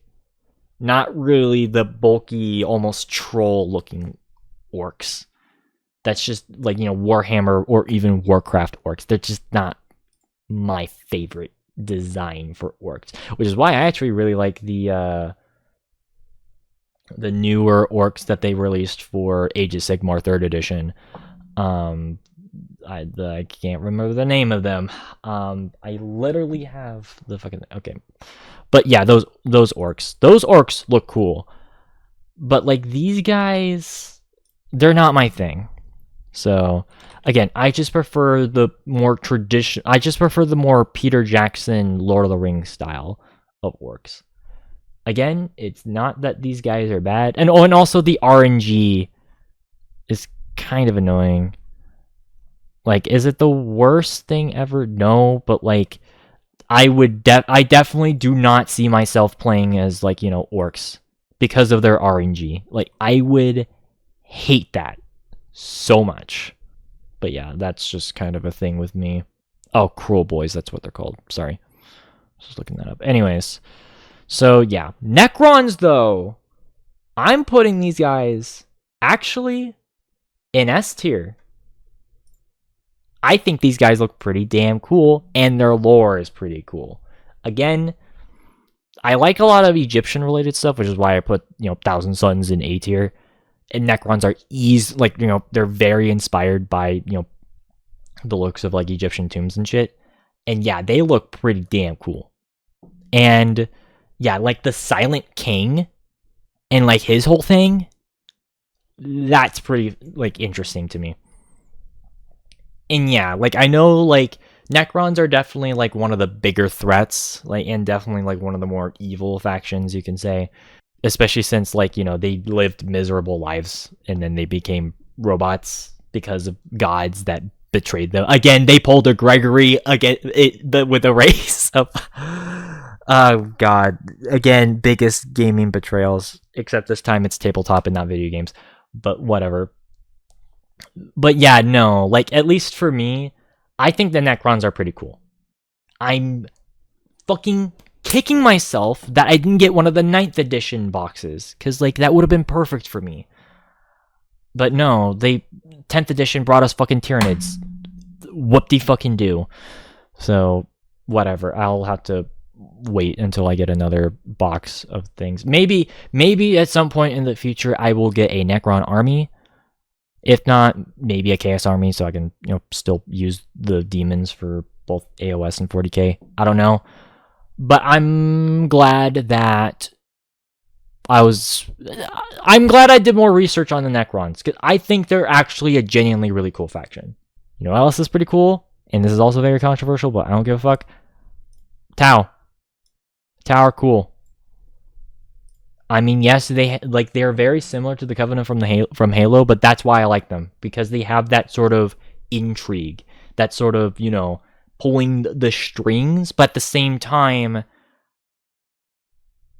kind of having a bit of a hope. Again, Tau and the Craft World, I would say, are probably like the least evil, in very, very, very, very, very air quotes, of like most factions in 40k. I know people are like, oh, Tyranids are least evil because they just, they're animals essentially. I mean, that's kind of true, but they do have that hive mind, so they kind of have somewhat of a sense of what they're doing. But as with the Tau, I just think, they look really cool. I'm not really into like anime stuff. I don't really care for a lot of mecha related stuff at all. It's just not really my vibe. However, I think that the way that they implemented that in a 40k setting was pretty cool. I know they get a lot of shit, and I know that like a lot of people fucking hate playing Tau, or people especially hate going up against Tau. But like, I think they are a necessity, especially for people like me, who don't really like going into shit like that. So, I don't know. At least for me, I think they're pretty cool. And they're like kind of a good sort of introductory faction if you want a faction that's a bit more lighthearted. Yes, they still have their grim dark part about them. That, of course, being that they're corrupt as fucking hell. And, their idea of the Great Journey may as well just be like, not exactly like the Covenant's philosophy. I think they're the coolest Xenos faction, at least for me. Obviously, close second and third being Necron, like Craft Worlds and Necrons. So yeah, I think they're pretty cool. I know that's a major hot take, especially when it comes to 40k fans, because most people typically flock towards the Imperium. But as you're about to see, I do not have kind things to say about most Imperium factions. There's some exceptions, but like a lot of them, not so much. That then leads us to the biggest update of this entire list, the Leagues of Votann. Literally not even a day after we did that entire tier list, they announced these guys, and I was so frustrated because I already had these guys on the list, but not called Leagues of Votann. I had them as Squats because that was their original name. But then, literally a day after we did that tier list, these guys were announced. And yeah, these guys are, they're the newest faction to be introduced to 40k. Well, newest. Technically, they were in 1st and 2nd edition, but they were just called Squats. Now they're called the Leagues of Votann. And yeah, they're basically a group of like, they're a mining guild, essentially. Their lore is not too dissimilar to the Karajan Overlords for Age of Sigmar, if I'm not mistaken. But yeah, they kind of have sort of that runic touch, and mixed with that sort of retro 70s sort of like sci-fi look to them. Like their designs are very, very 70s sci-fi, which I think looks really cool and very unique for 40k, which, has that more either gothic look or that more, typical slick sci-fi look that you think of when you think of science fiction. Having a faction like that in 40k, I think is very unique and very cool. But because they are the newest faction in the game, like they're only about a year old, they still have a lot to go in terms of both their lore as well as units. But as of right now, I'm going to put them in B tier. I think they have a lot of potential to being, considered to be one of the coolest factions. And again, I think that especially their vehicle designs are really, really damn cool. Let me look at it through the website, because I'm on the Games Workshop website, because I was making sure I redid the list, because I took new pictures, as you can see. Yeah, like the Hecaton, or I don't know if you pronounce it like this, the Hecatan or the Hecaton land fortress. Yeah, that's very 70s sci-fi, and I freaking love it. Like, and the Hearthkin warriors, the Hernkin pioneers, like, yeah, these guys look fucking cool. Actually, I might put them up in 8. Oh, the Sagatar! That thing, okay, yeah, I'm putting them in A tier. Just because their vehicle designs are really damn cool, I'm putting them in A tier. Again, I know the 40k, the old school 40k fan is yelling at me right now. I'm sorry. Shit like this is just made for people like me who want there to be a bit more optimism. There's a dark side to them, of course. Every 40k faction has it. They're very similar to the Tau. They're very fucking corrupt, and I'm pretty sure that like they're the type of faction where it's like if you work with them but you don't pay them back, they will scorch your entire fucking star system. So like there's a bit of grim darkness towards them to appease that crowd.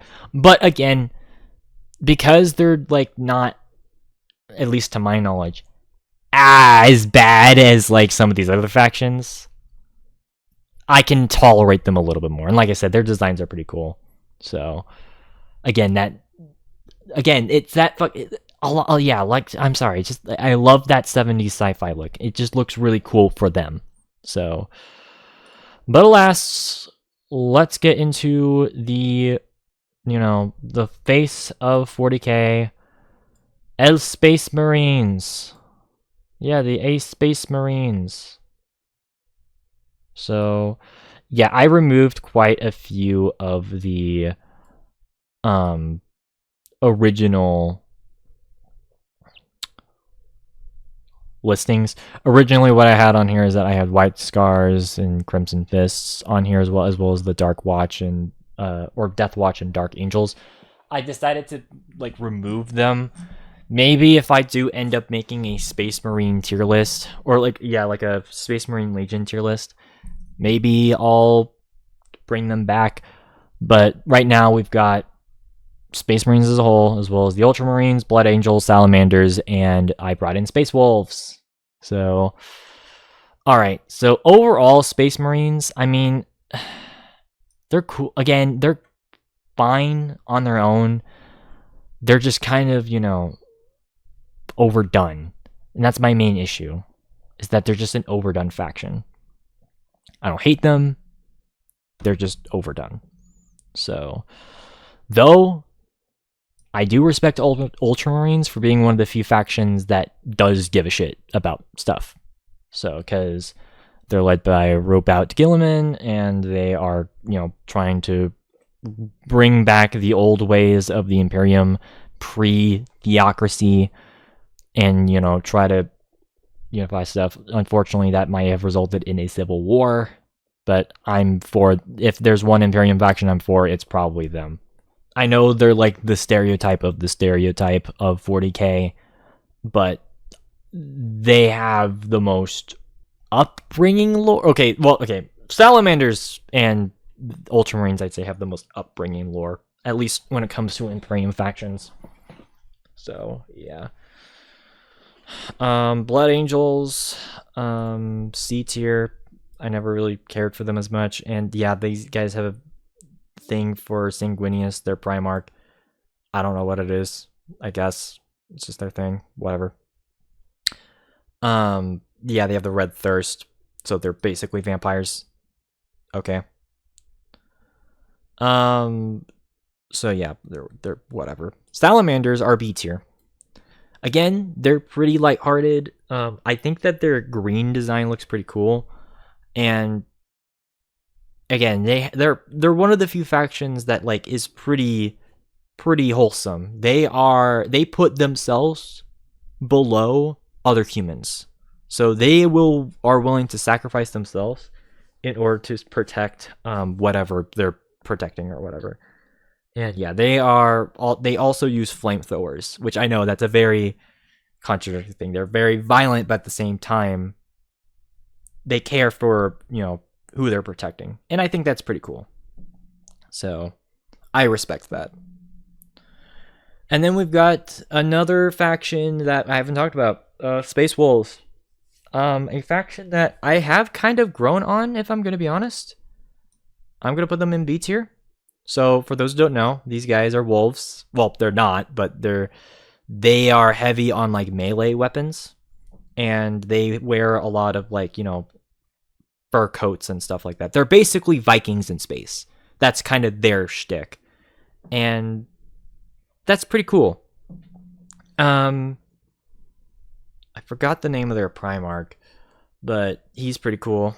And yeah, again, I think in terms of like, you know, their designs, yeah, if I was forced to choose like a regular Space Marine faction, I'd choose, Ultramarines, but like if I had to choose another one outside of that, I would probably choose these guys. Probably though. So I don't know, they're pretty cool. Okay, let's go over the rest of the Imperium, because I might have been a bit, forgiving for these guys. I'm not going to be forgiving for most of these other factions. So, and if you guys remember the last year's list, you know exactly where a lot of these factions are going to be placed. So, I will not hold off. Alright. Astra Militarum, C tier. These guys look cool, or at least some of them look cool. Specifically, I think the Cadian guys are fine.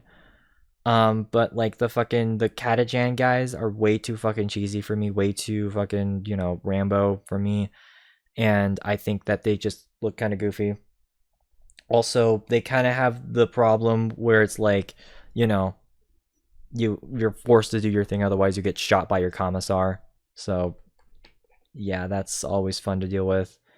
And again, they're just kind of one of the more zealous groups, and so I don't like that. Again, if you are someone who is religious, I try to preface this every time I bring this up. If you are someone who is very religious, I'm not putting that against you. As a matter of fact, go ahead and practice whatever religion you want, because I'm not going to shut that down for you. I just don't like playing factions that have a lot of theocratic tones to them, which is why I don't really like the Imperium all that much. Especially since a lot of the factions are allegories to what happened in many a war led by Christian nations, specifically the Crusades. Well, yeah, specifically the Crusades. In this case, World War I and World War II, with like the Astra Militarum. So, but yeah, no, I don't vibe with these guys as much. Death Corps of Krieg are like fucking grim dark. They're a variant of these guys. They had their own Forge World models, but I think they've gotten rid of them. These guys are fucking sad. Like, because they were bred without names, just numbers. And they are sent into missions where they know they're going to die. Yeah, welcome to 40k. Yeah, that is fucked up. Though they are interesting. I guess I'll put them in C tier as well.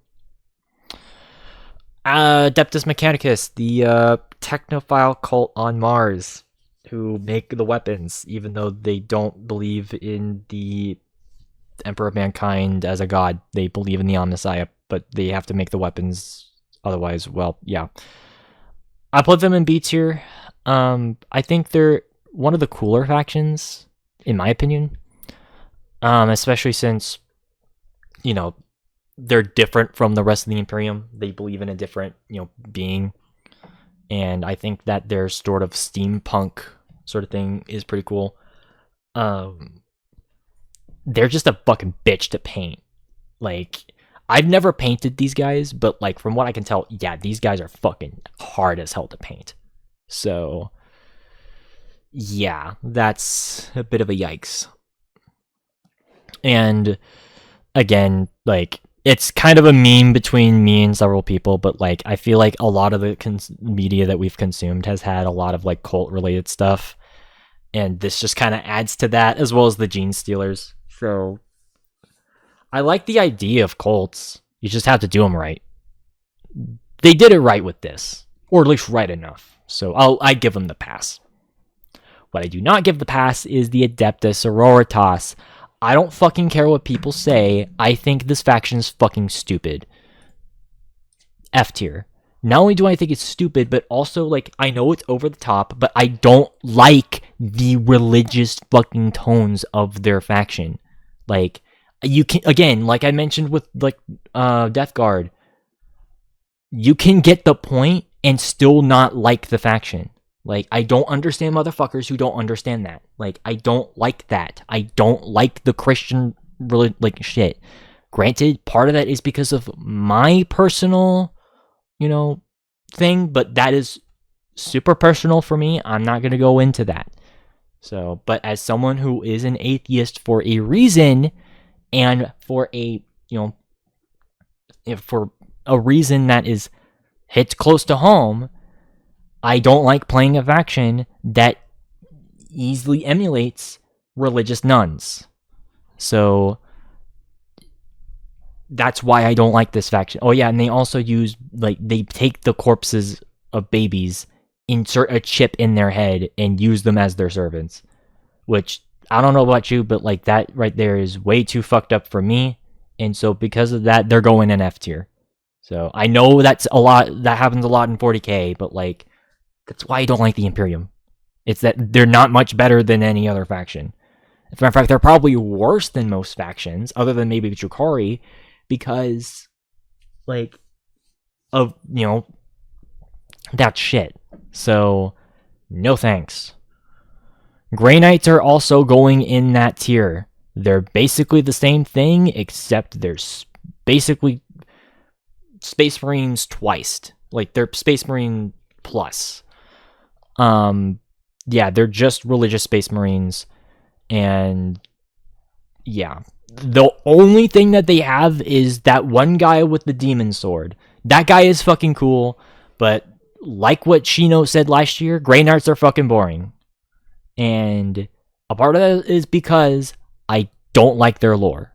Like, I don't like groups that are super religious. Again, that is the point. And I like that. I like that they're in the game. Don't think that, like, I hate the idea of them being in the game. I'm glad that they are in the game. As a matter of fact, I'm glad that they're in the game because, the whole thing with 40k is that it satirizes multiple facets of, like, like, it's kind of like political commentary. Not that I'm going to bring up politics here. Don't worry. But, like, a lot of 40k is a giant satire, especially on religion. And I like that. It, the people who are at Games Workshop who do work on 40k, they are very staunch, and they're like, these are factions that we created as a satire and a commentary on shit that does happen in real life. So, in that sense, I have nothing but respect for the people who've worked on these factions and fleshed them out. That being said, I don't like what the faction in universe represents. That's why I'm putting them in F tier. So, again, the only thing that they got going is that guy with that sword. I don't even remember his name. What's his fucking name? Grey Knight with Demon Sword. Yeah, what's his fucking name? Garen Crow, that's right. Yeah, he's the only cool motherfucker out of all of them. Other than that, no. Which, speaking of boring, Imperial Knights. No thanks. They're just like Chaos Knights, except, well, Imperium. So, no thanks. And then we've got the Adeptus Custodes, the bodyguards for the Emperor's throne room. And yeah, no. I'd say they're the only other, faction within the Imperium that breaks it above a B. I think these guys are pretty cool. And honestly, if I do ever get into 40k, these might be my best option as a starting army, especially since the Vanguard detachment that they have.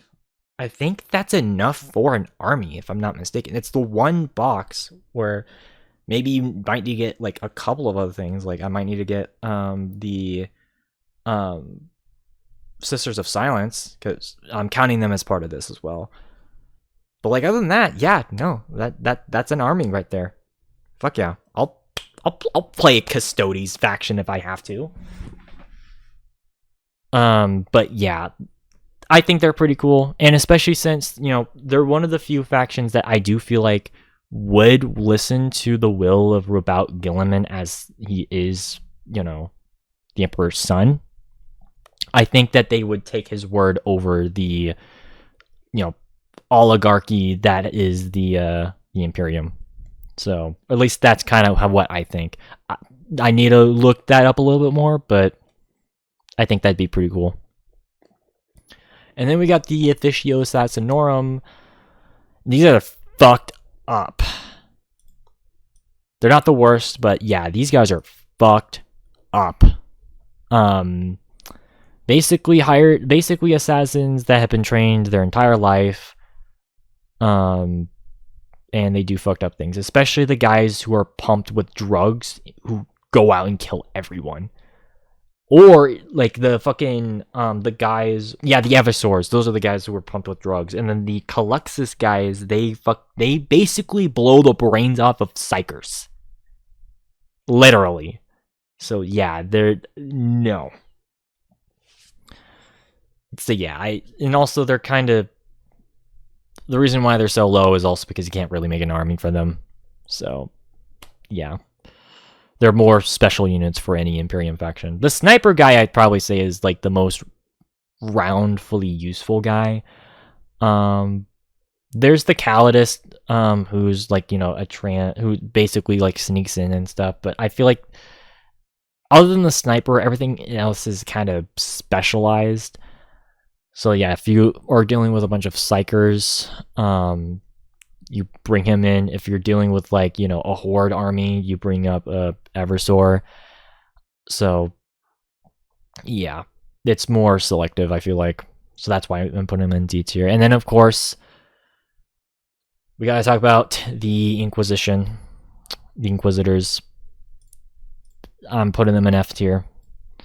Again, these guys pretty much represent the things that I don't like about 40k. These guys are basically the dictators. These guys, basically the true, real leaders of this. I know there's also the fucking the lords of High Terra, but they don't really do anything. They're more figureheads. And well, the Emperor, he's crippled, like literally crippled. Like, I'm not even like joking. He's like, he literally can't fucking move, and he's barely even alive. So these guys are basically the true rulers of the Imperium. And yeah, no, I don't like him. The fucking guy who's like right there, he's the only one that I think is kind of cool. Only because he's kind of a gray figure. Like, he doesn't really like what the Imperium's doing, and is even willing to go against their back. But still kind of cares about it at the end of the day. Fuck, I'm sorry. There are just so many characters that it kind of, Eisenhorn, that's right. So yeah, Eisenhorn's kind of cool, but like everyone else is just a fucking religious zealot, but like the religious zealot that just gets annoying.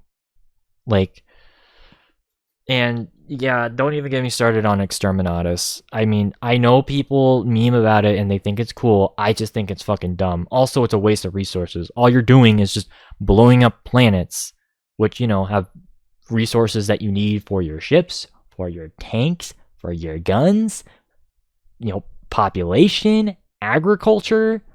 Like, you kind of need those worlds, right? Like, and again, this is coming from someone who loves Star Wars, but even I, you know, as a 20-something-year-old man, I'm not gonna fucking name. Yeah, I'd never, like, the Death Star, even back then, I thought was just, why would you want to do that? You're just blowing up planets. It's the same thing with Exterminatus. So that's another hot take I have, but it is what it is. But yeah, either way, that's my update on 40k. Not too much change, but enough of a change to where, yeah, it's a bit noticeable. Let's try to do the rest of these. So, which admittedly, these aren't really changing all that much either. So I can get the Fantasy and Age of Sigmar factions real done quick. Yes, I think this is what I had last year. Again, different pictures or zoomed out pictures. So yeah, Lizardmen and Tomb Kings, I'd say these are still my favorite factions from Warhammer Fantasy. Tomb Kings being, basically just a bunch of mummies who rise from the dead, kind of do their own thing, but constantly are at civil war to see who's the top dog. So, and then Lizardmen, obviously being one of the oldest races in the old world. Yeah, I think they're pretty cool. Yeah, and then A tier we've got Beastmen. Yeah, the Beastman has that fucking fire as hell picture right there. I'm sorry, I just love that Beastman picture. I think it looks pretty cool. I got Grand Cathay, Norska, Warriors of Chaos, and what else? Honestly, I think I'm gonna bump up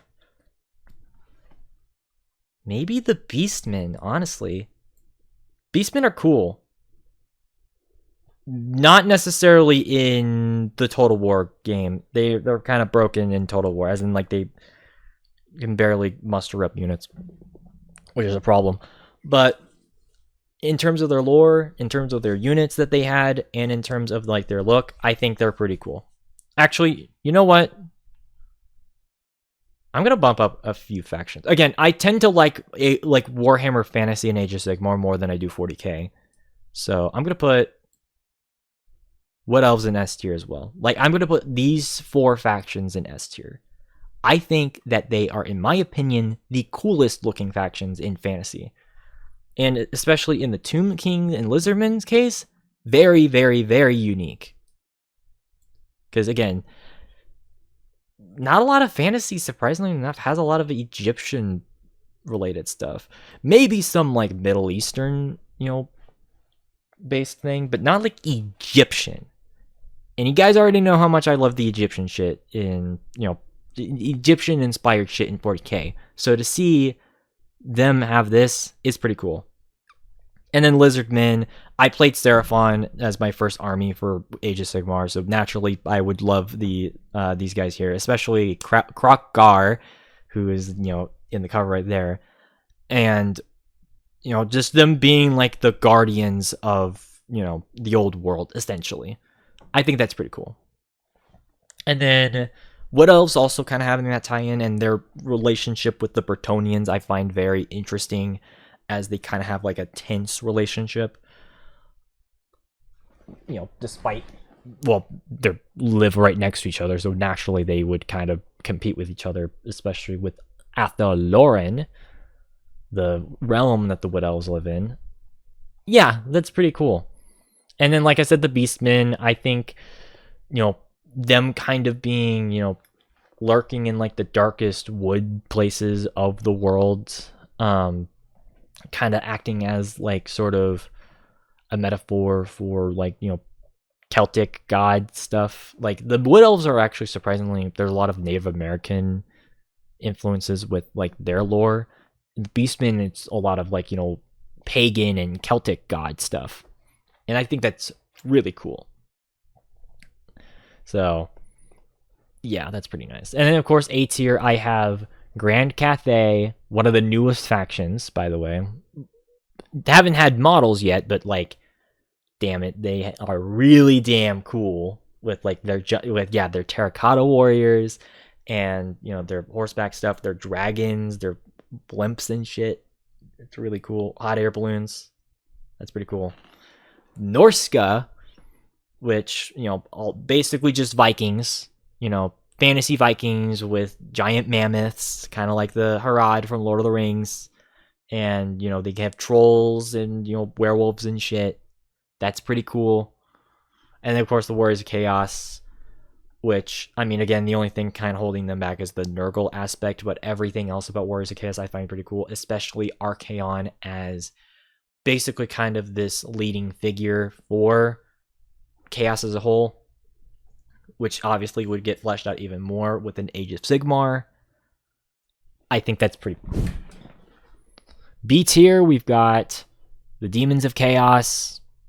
I don't really need to say too much about that. Much else would I say from 40k with the Demons of Chaos there. Except yeah, we've got Be'lakor, who is in 40k, but he's way more involved in fantasy and in Age of Sigmar. So that's a little bit more for me, and I think that's pretty cool. And we got Kislev, who actually did have models back in 6th edition, if I'm not mistaken, but were quickly pulled because I don't think anyone was buying them at the time. But yeah, no, basically being the Russia of this universe, you know, with some Polish influence, like some other Slavic influence. I think it's pretty cool looking. With the Ice Queen, with Katarina, or Katrina, whatever her name is. Not Katrina, I don't fucking know what her name is, but whatever. Giant, also the guys that like ride the giant fucking polar bears.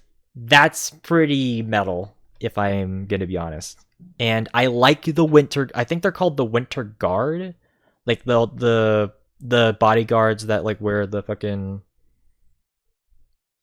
things and shit. Like those guys look fucking awesome.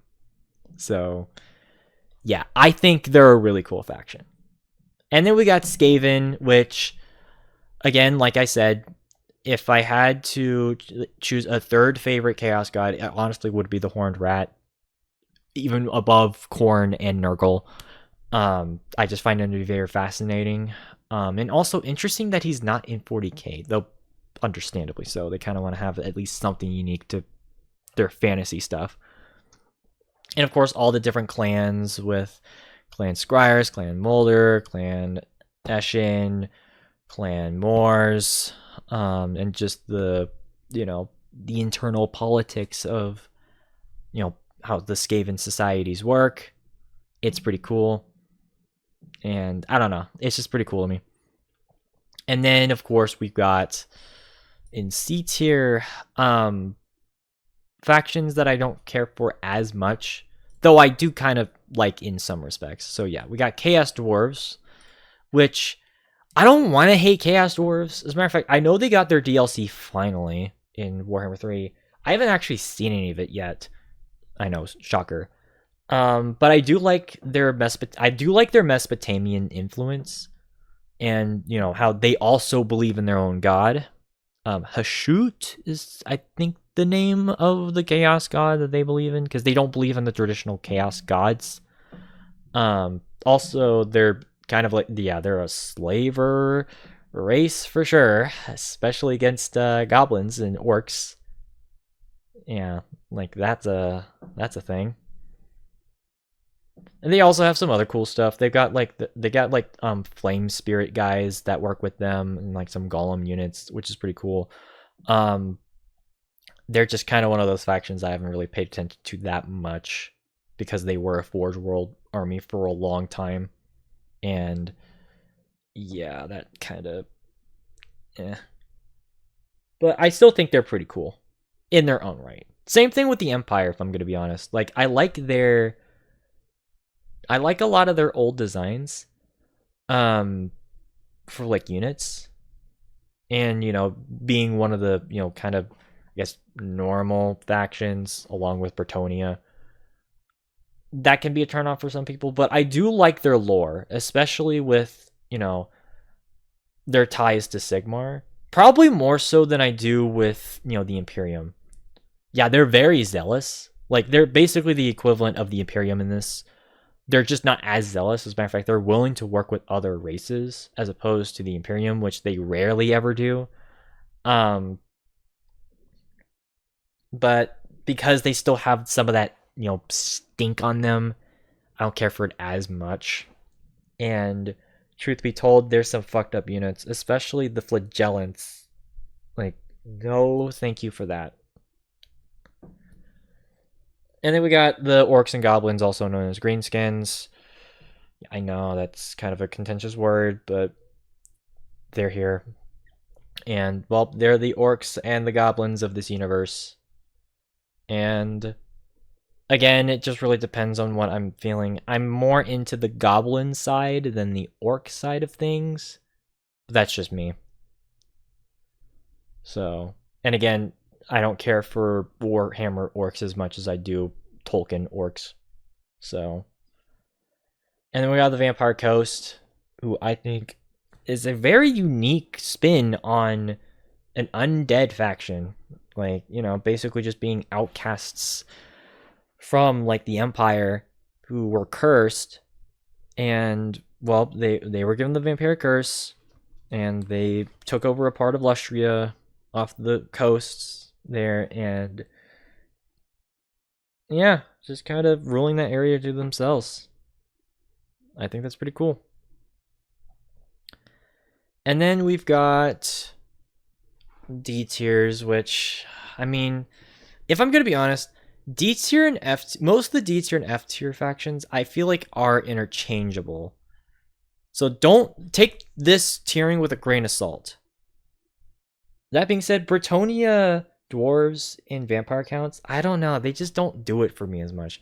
Bretonia is like the zealous faction, like, and they're kind of dicks in the sense that, like, you know, the noble basically treat the fucking poor like absolute hell, and they even have this kind of weird sort of thing where, like, even after when a knight is dead, they still try to make sure that that knight still goes to battle. I think with the questing knight, it's fucking weird. And I mean, the whole faction is just a giant satire on, like, you know, medieval Europe, and how, you know, a lot of people tend to view it as, like, you know, some backwards time, which, I mean, in some areas, kinda, there's some truth to that, but it's just a giant stereotype, and I don't know if I care for it as much as, like, other factions. Same thing with the dwarves. They're just a bit too generic for my liking, at least in comparison to some of the other factions. They're just a bit too on the nose of being Tolkien-esque, that I kind of wish they were kind of their own thing. They do have Slayers, though, and they do have the Book of Grudges, like, which that's been a whole meme itself, but I don't know, they're just not really it for me, if that makes sense. And then we got the vampire counts, which, again, just, I kind of like this faction, which is weird. If there's one faction on this list that I'm the most conflicted about, and the faction I always flip on, it's the vampire counts. Sometimes I actually really love this faction, other times I fucking hate this faction. I don't know what it is. Granted, I do like their more traditional sort of, you know, gothic horror feel. It feels very Castlevania-like. Like, this is probably the most close to Earth Castlevania faction that you can get in a Warhammer game, and I think that's pretty cool. They're just, I don't know, like, they're just kind of not it for me. I think the biggest detractor are definitely, like, the ghoul-related things, which you'll definitely see in the next tier list. I fucking hate ghouls. So, but regardless, though, I think they're cool in their own right, but they're just not really for me, at least all the time. And then we got the F tiers. Specifically, yeah, these other elf factions I don't really care for as much. Dark elves, basically just being a nerfed version of the Drukhari, but still having that sort of, you know, fucked up thing about them. The one thing that is keeping them is, I do think they have a point, because Malagor was supposed to actually be the ruler of where the High Elves lived. Just the thing is that he wasn't really given that chance, and so because of that, he vowed revenge against Ulthuan, the land of the High Elves. So, yeah. I don't know, I just don't really care for them as much. That's why they're an F tier. Same thing with the High Elves, ironically enough. I just don't really care for them as much. So, like, it's not that they're an F tier because I hate them. I just don't care. Even with the Dogs of War, which are those mercenary groups from, like, you know, Talea and, like, the border, you know, princes. It's those guys. I just don't care. So that's why they're F tier. However, the faction that I definitely do hate is the Ogre Kingdoms. Ew. And they're fucking gross, and it doesn't help that like they might be a racial stereotype in 2023.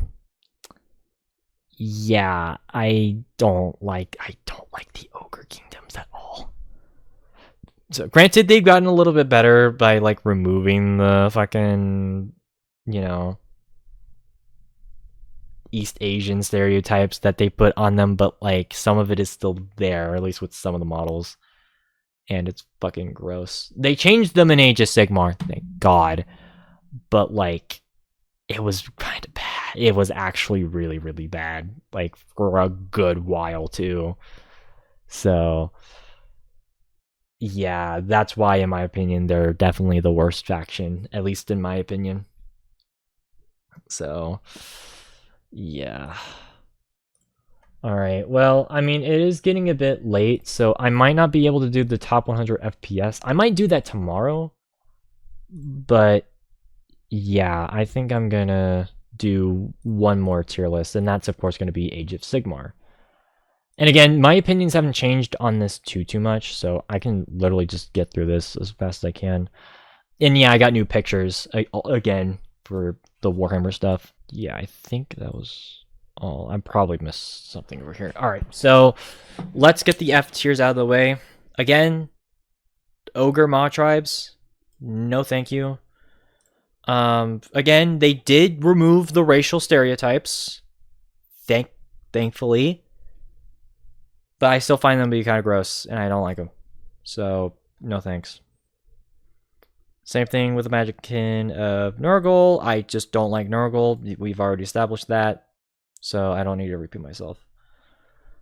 The Flesh Eater Courts, they are my probably... Okay, well, these two, I'd say... Well, these three are probably would say my least favorite factions in all of Age of Sigmar. The Flesh Eater Courts, remember that, you know, vampire count thing where I mentioned that I don't like, you know, ghouls? Well, this is a faction exclusively of ghouls. And... Again, may I repeat this, you can get the point and still not like it. These guys basically think they're Bretonnians. Like, they literally think that they're Knights of the Round Table and, you know, doing glorious battle. When in actuality, they're fucking, you know, they're like the Pyro from TF2, where, like, they think they're doing something, but in actuality, they're doing some fucked up shit. Including, like, you know, slaughtering and like literally like eating, you know, full-on populations of like throughout the entire like realms. And as you can see, they gain numbers pretty big. And the reason why they became ghouls is, well, through cannibalism. Like, that's what it was from. And it was started by like some like vampire ghoul dude who they haven't actually made him a character yet, but whatever. But yeah, like, I get the lore. I get that it's fascinating for a lot of people. And it is interesting in some ways. I just think it's fucking gross. Again, same thing with Nurgle. And the ogres, I just find this shit fucking gross. So that's why I'm putting them in F tier. It's not that it's not cool in its own right. I just don't like that shit. I just find it to be really gross. So, no thanks. D tier though, yeah, I mean, Sons of Behemoth, I don't really care for. I don't think I ever will. They're just kind of like, you know, the filler, you know, faction. Instead of giant mechs, you have actual giants. That's their whole point. So, yeah. Fire Slayers, I mean, they're just zealous dwarves, which, I mean, that's more interesting than like the regular dwarves, but honestly I'd rather have the regular dwarves than these guys. But I don't know, I just don't care for them as much. Legions of Nagash, these guys are technically not around anymore. They got merged into the Soulblight Gravelords, but I'm counting them as their own thing. And yeah, what a mishmash of different things that made zero sense. Like, yeah, this faction makes no sense. Because it was skeletons, it was zombies, it was ghouls, It was the constructs that you see with the Osiarchs. It was confusing. It had no theme. It was just the, insert undead thing that isn't categorized faction. That's what it was. And yeah, it was confusing. Not the worst thing, but yeah. And we got Lumineth. Which, I mean, honestly, truth be told, I kind of don't hate anymore. I kind of like their designs. I just don't know how I feel about them as a whole. They're still relatively new, but I think their designs are cool. I like their lore. They're basically just a step up from the High Elves. Like, that's kind of what they are. And I don't know. They're alright. They're cool. So, though, I will say this. I think I'm going to raise a couple of factions. Specifically, the Cities of Sigmar and the Ogre Maw tribes. I'll get into why in a little bit, but I am going to lower one, and that's the Legion. Well, the other Legion. A faction that also doesn't exist anymore, technically. They're basically just the Chaos Dwarves, just ported over from Fantasy. The Legion of Asgore was another Forge World thing, and they were just the leftover models from like Fantasy that they sold until like the middle of 2nd edition. So they're gone.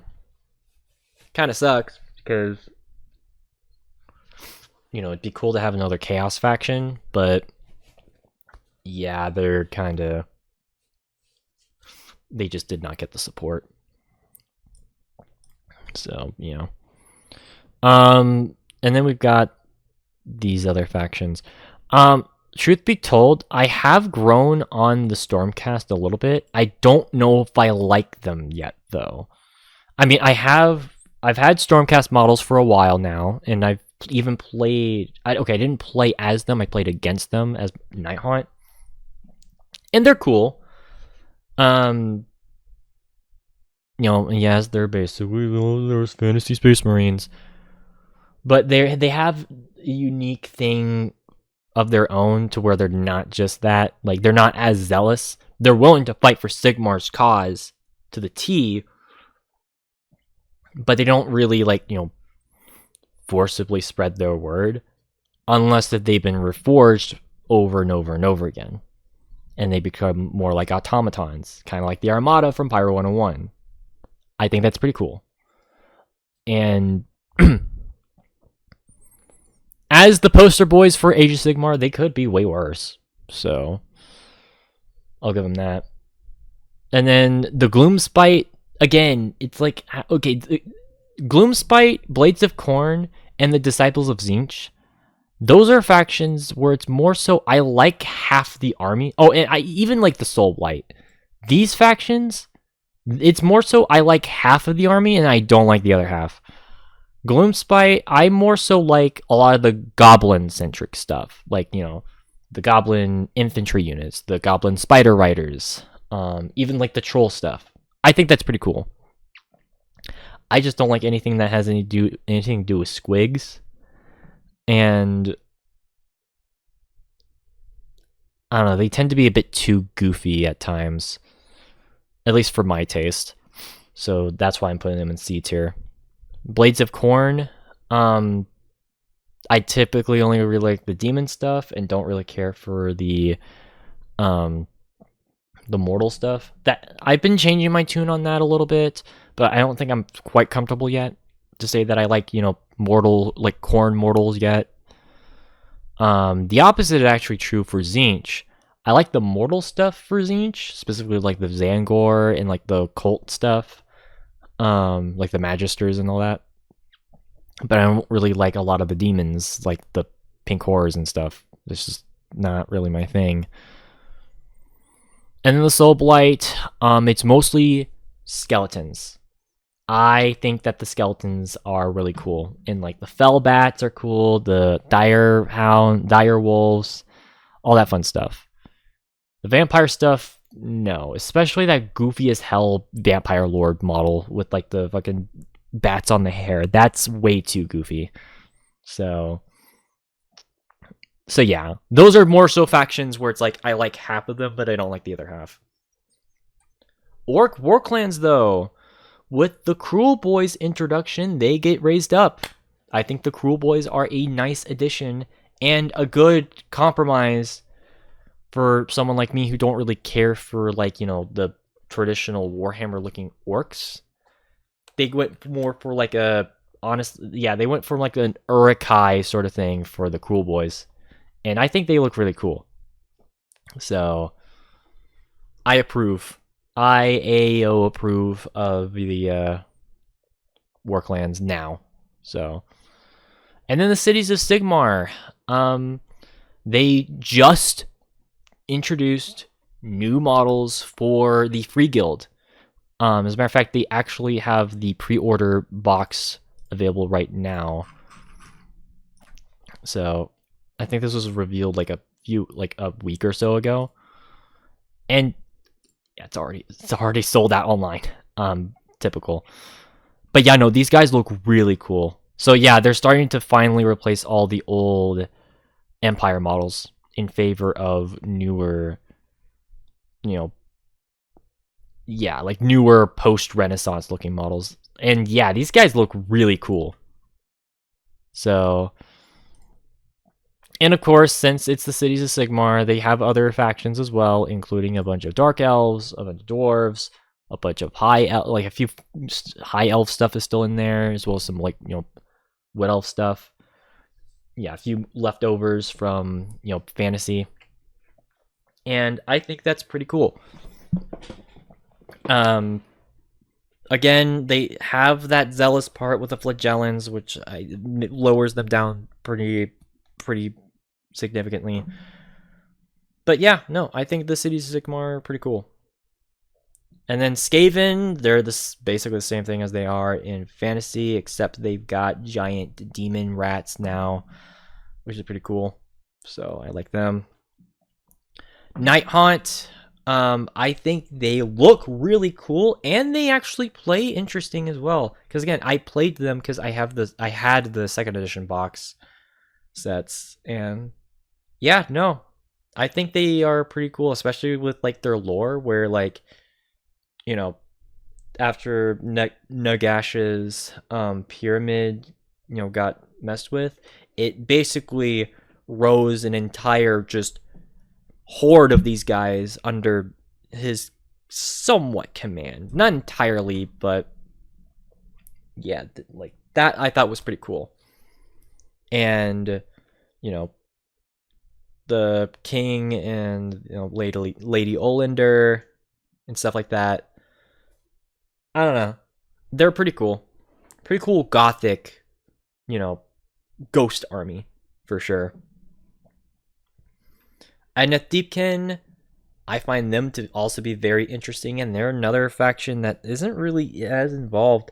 They're more so just kind of a hidden faction, who is technically an order faction, but like they have a grudge against their creators because, like, they were kind of cursed, where, like, you know, kind of like the Drukhari, they have to take the soul, like they actually have to take the souls of like others so that they can survive. Like they literally have to do that.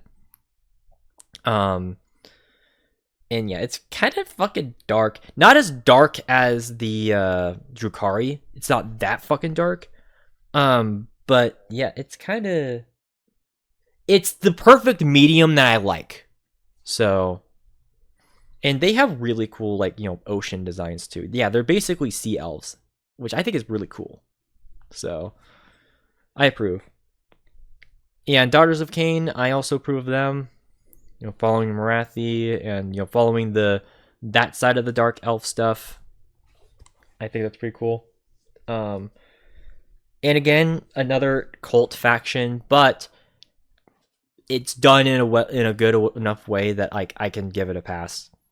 And yeah, I think it's pretty cool, especially like a lot of the design, like the models. Holy shit, the models are fucking amazing, especially with like the snake and harpies. I think they're pretty cool. All right, A tier, fucking Slaves to Darkness. Yeah, they're cool. They're just like the Chaos Warriors from Fantasy, except a little bit more unique. Obviously, yep, we got fucking Archaon. He's on a dragon now, which looks really cool. They also got new models recently, and I think they look pretty awesome. I definitely approve. Honestly, I'm gonna move Slanesh up a little bit. And yeah, keep those there. Kharadron Overlords. I always liked the Kharadron Overlords. I thought they looked really cool. Steampunk dwarves who are like, guild members. Yes, I know that sounds similar to Ladies of Votan. And yeah, they do share some lore. But that's kind of why I like the Ladies of Votan, is like, they're more in line with this, where, they're more of a company.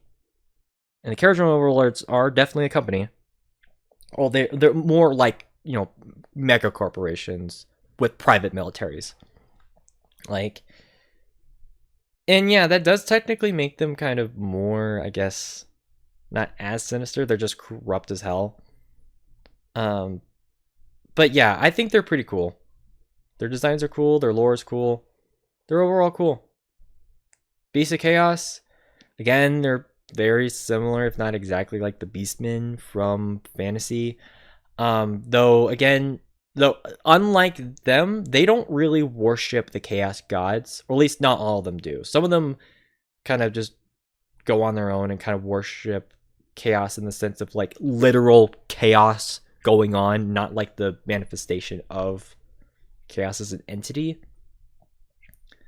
And they even worship some of the old beastmen from old, like Malagor, and guys like them. So yeah, that's pretty cool. And then we got Slanesh. I think I mentioned before that like I did have a Slanesh army, and yeah, no, they're pretty cool. I like a lot of the demon stuff, and even a lot of the mortal stuff I think is pretty cool. Not everything is my cup of tea. I just think that Slanesh is a very interesting chaos god, because it's a god of emotion. So it's very, so like Slanesh's thing, like obviously like Tzeentch's thing, like I said, is magic and like, change. Khorne's thing is war, blood, and like, general war. And Nurgle's thing is like plague, disease, and like life, kind of. Slanesh's thing, a lot of people make it, oh, this is just the sex god. It's more than just that. It's a god of emotion. So like happy emotions, sad emotions, basically all emotions incarnate is what Slanesh is. And I find that to be a very interesting concept when you apply it to a physical entity that controls so much. And it's very reflective of the models. And yeah, I think, I don't know. If it weren't for like some of the weird like twisted character, like some of the more twisted mortals, I probably would have put it higher, but they're still pretty cool. Regardless, though, Sylvaneth, Seraphon, and Ozzy Bone Reapers are still probably my favorite factions in Age of Sigmar. Sylvaneth basically being a bunch of dryads led by Alariel, and they're kind of tied to whatever emotions she has, so they're kind of the inverse of, Slanesh's units. So that's pretty cool. They've actually had a few new models. They had the shortest model range for the longest time, up until recently, if I'm not mistaken. And yeah, a lot of the newer models that they came out with, they look pretty cool. So, but fucking $55 for dryads, though, that's a bit much. Yeah, that's they gotta bring that down. But yeah, like the Gossamed archers, the Spite Rider lancers, like they've added quite a bit, and I'm excited to see where they go in the future. Lady of Vines. And then of course Seraphon, like I said, they were like one of the first armies I've actually gotten. I think they look pretty cool. I think that, you know, again, being another faction that's kind of the guardians of, you know, the realms, and they just kind of have their own sort of allegiance, even though they generally have an understanding of what the rest of Order is doing. I think that's pretty cool. And the fact that, like, you know, there's 2 different versions of Seraphon. There's the Star Children, and then there's the Coalesced. I think that sort of just division is very interesting to me. And I mean, they're Aztec dinosaur people. How can you not love them? So yeah, and they also just got, you know, their book change as well. I did not mean to click that shit.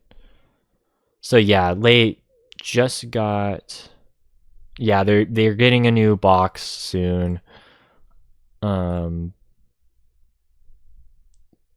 Yeah, they got a complete new line, like model change too. So, which yeah, I got rid of my old models, so I might end up getting these. Though I'm kind of disappointed that like some of the source writers are gone.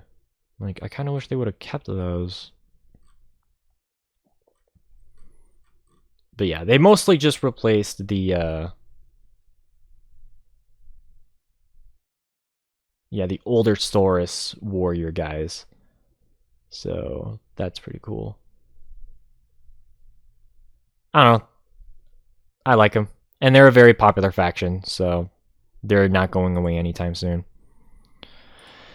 And last but not least, we got the Ossiarch Bone Reapers. I flip-flop between Seraphon and Ossiarchs.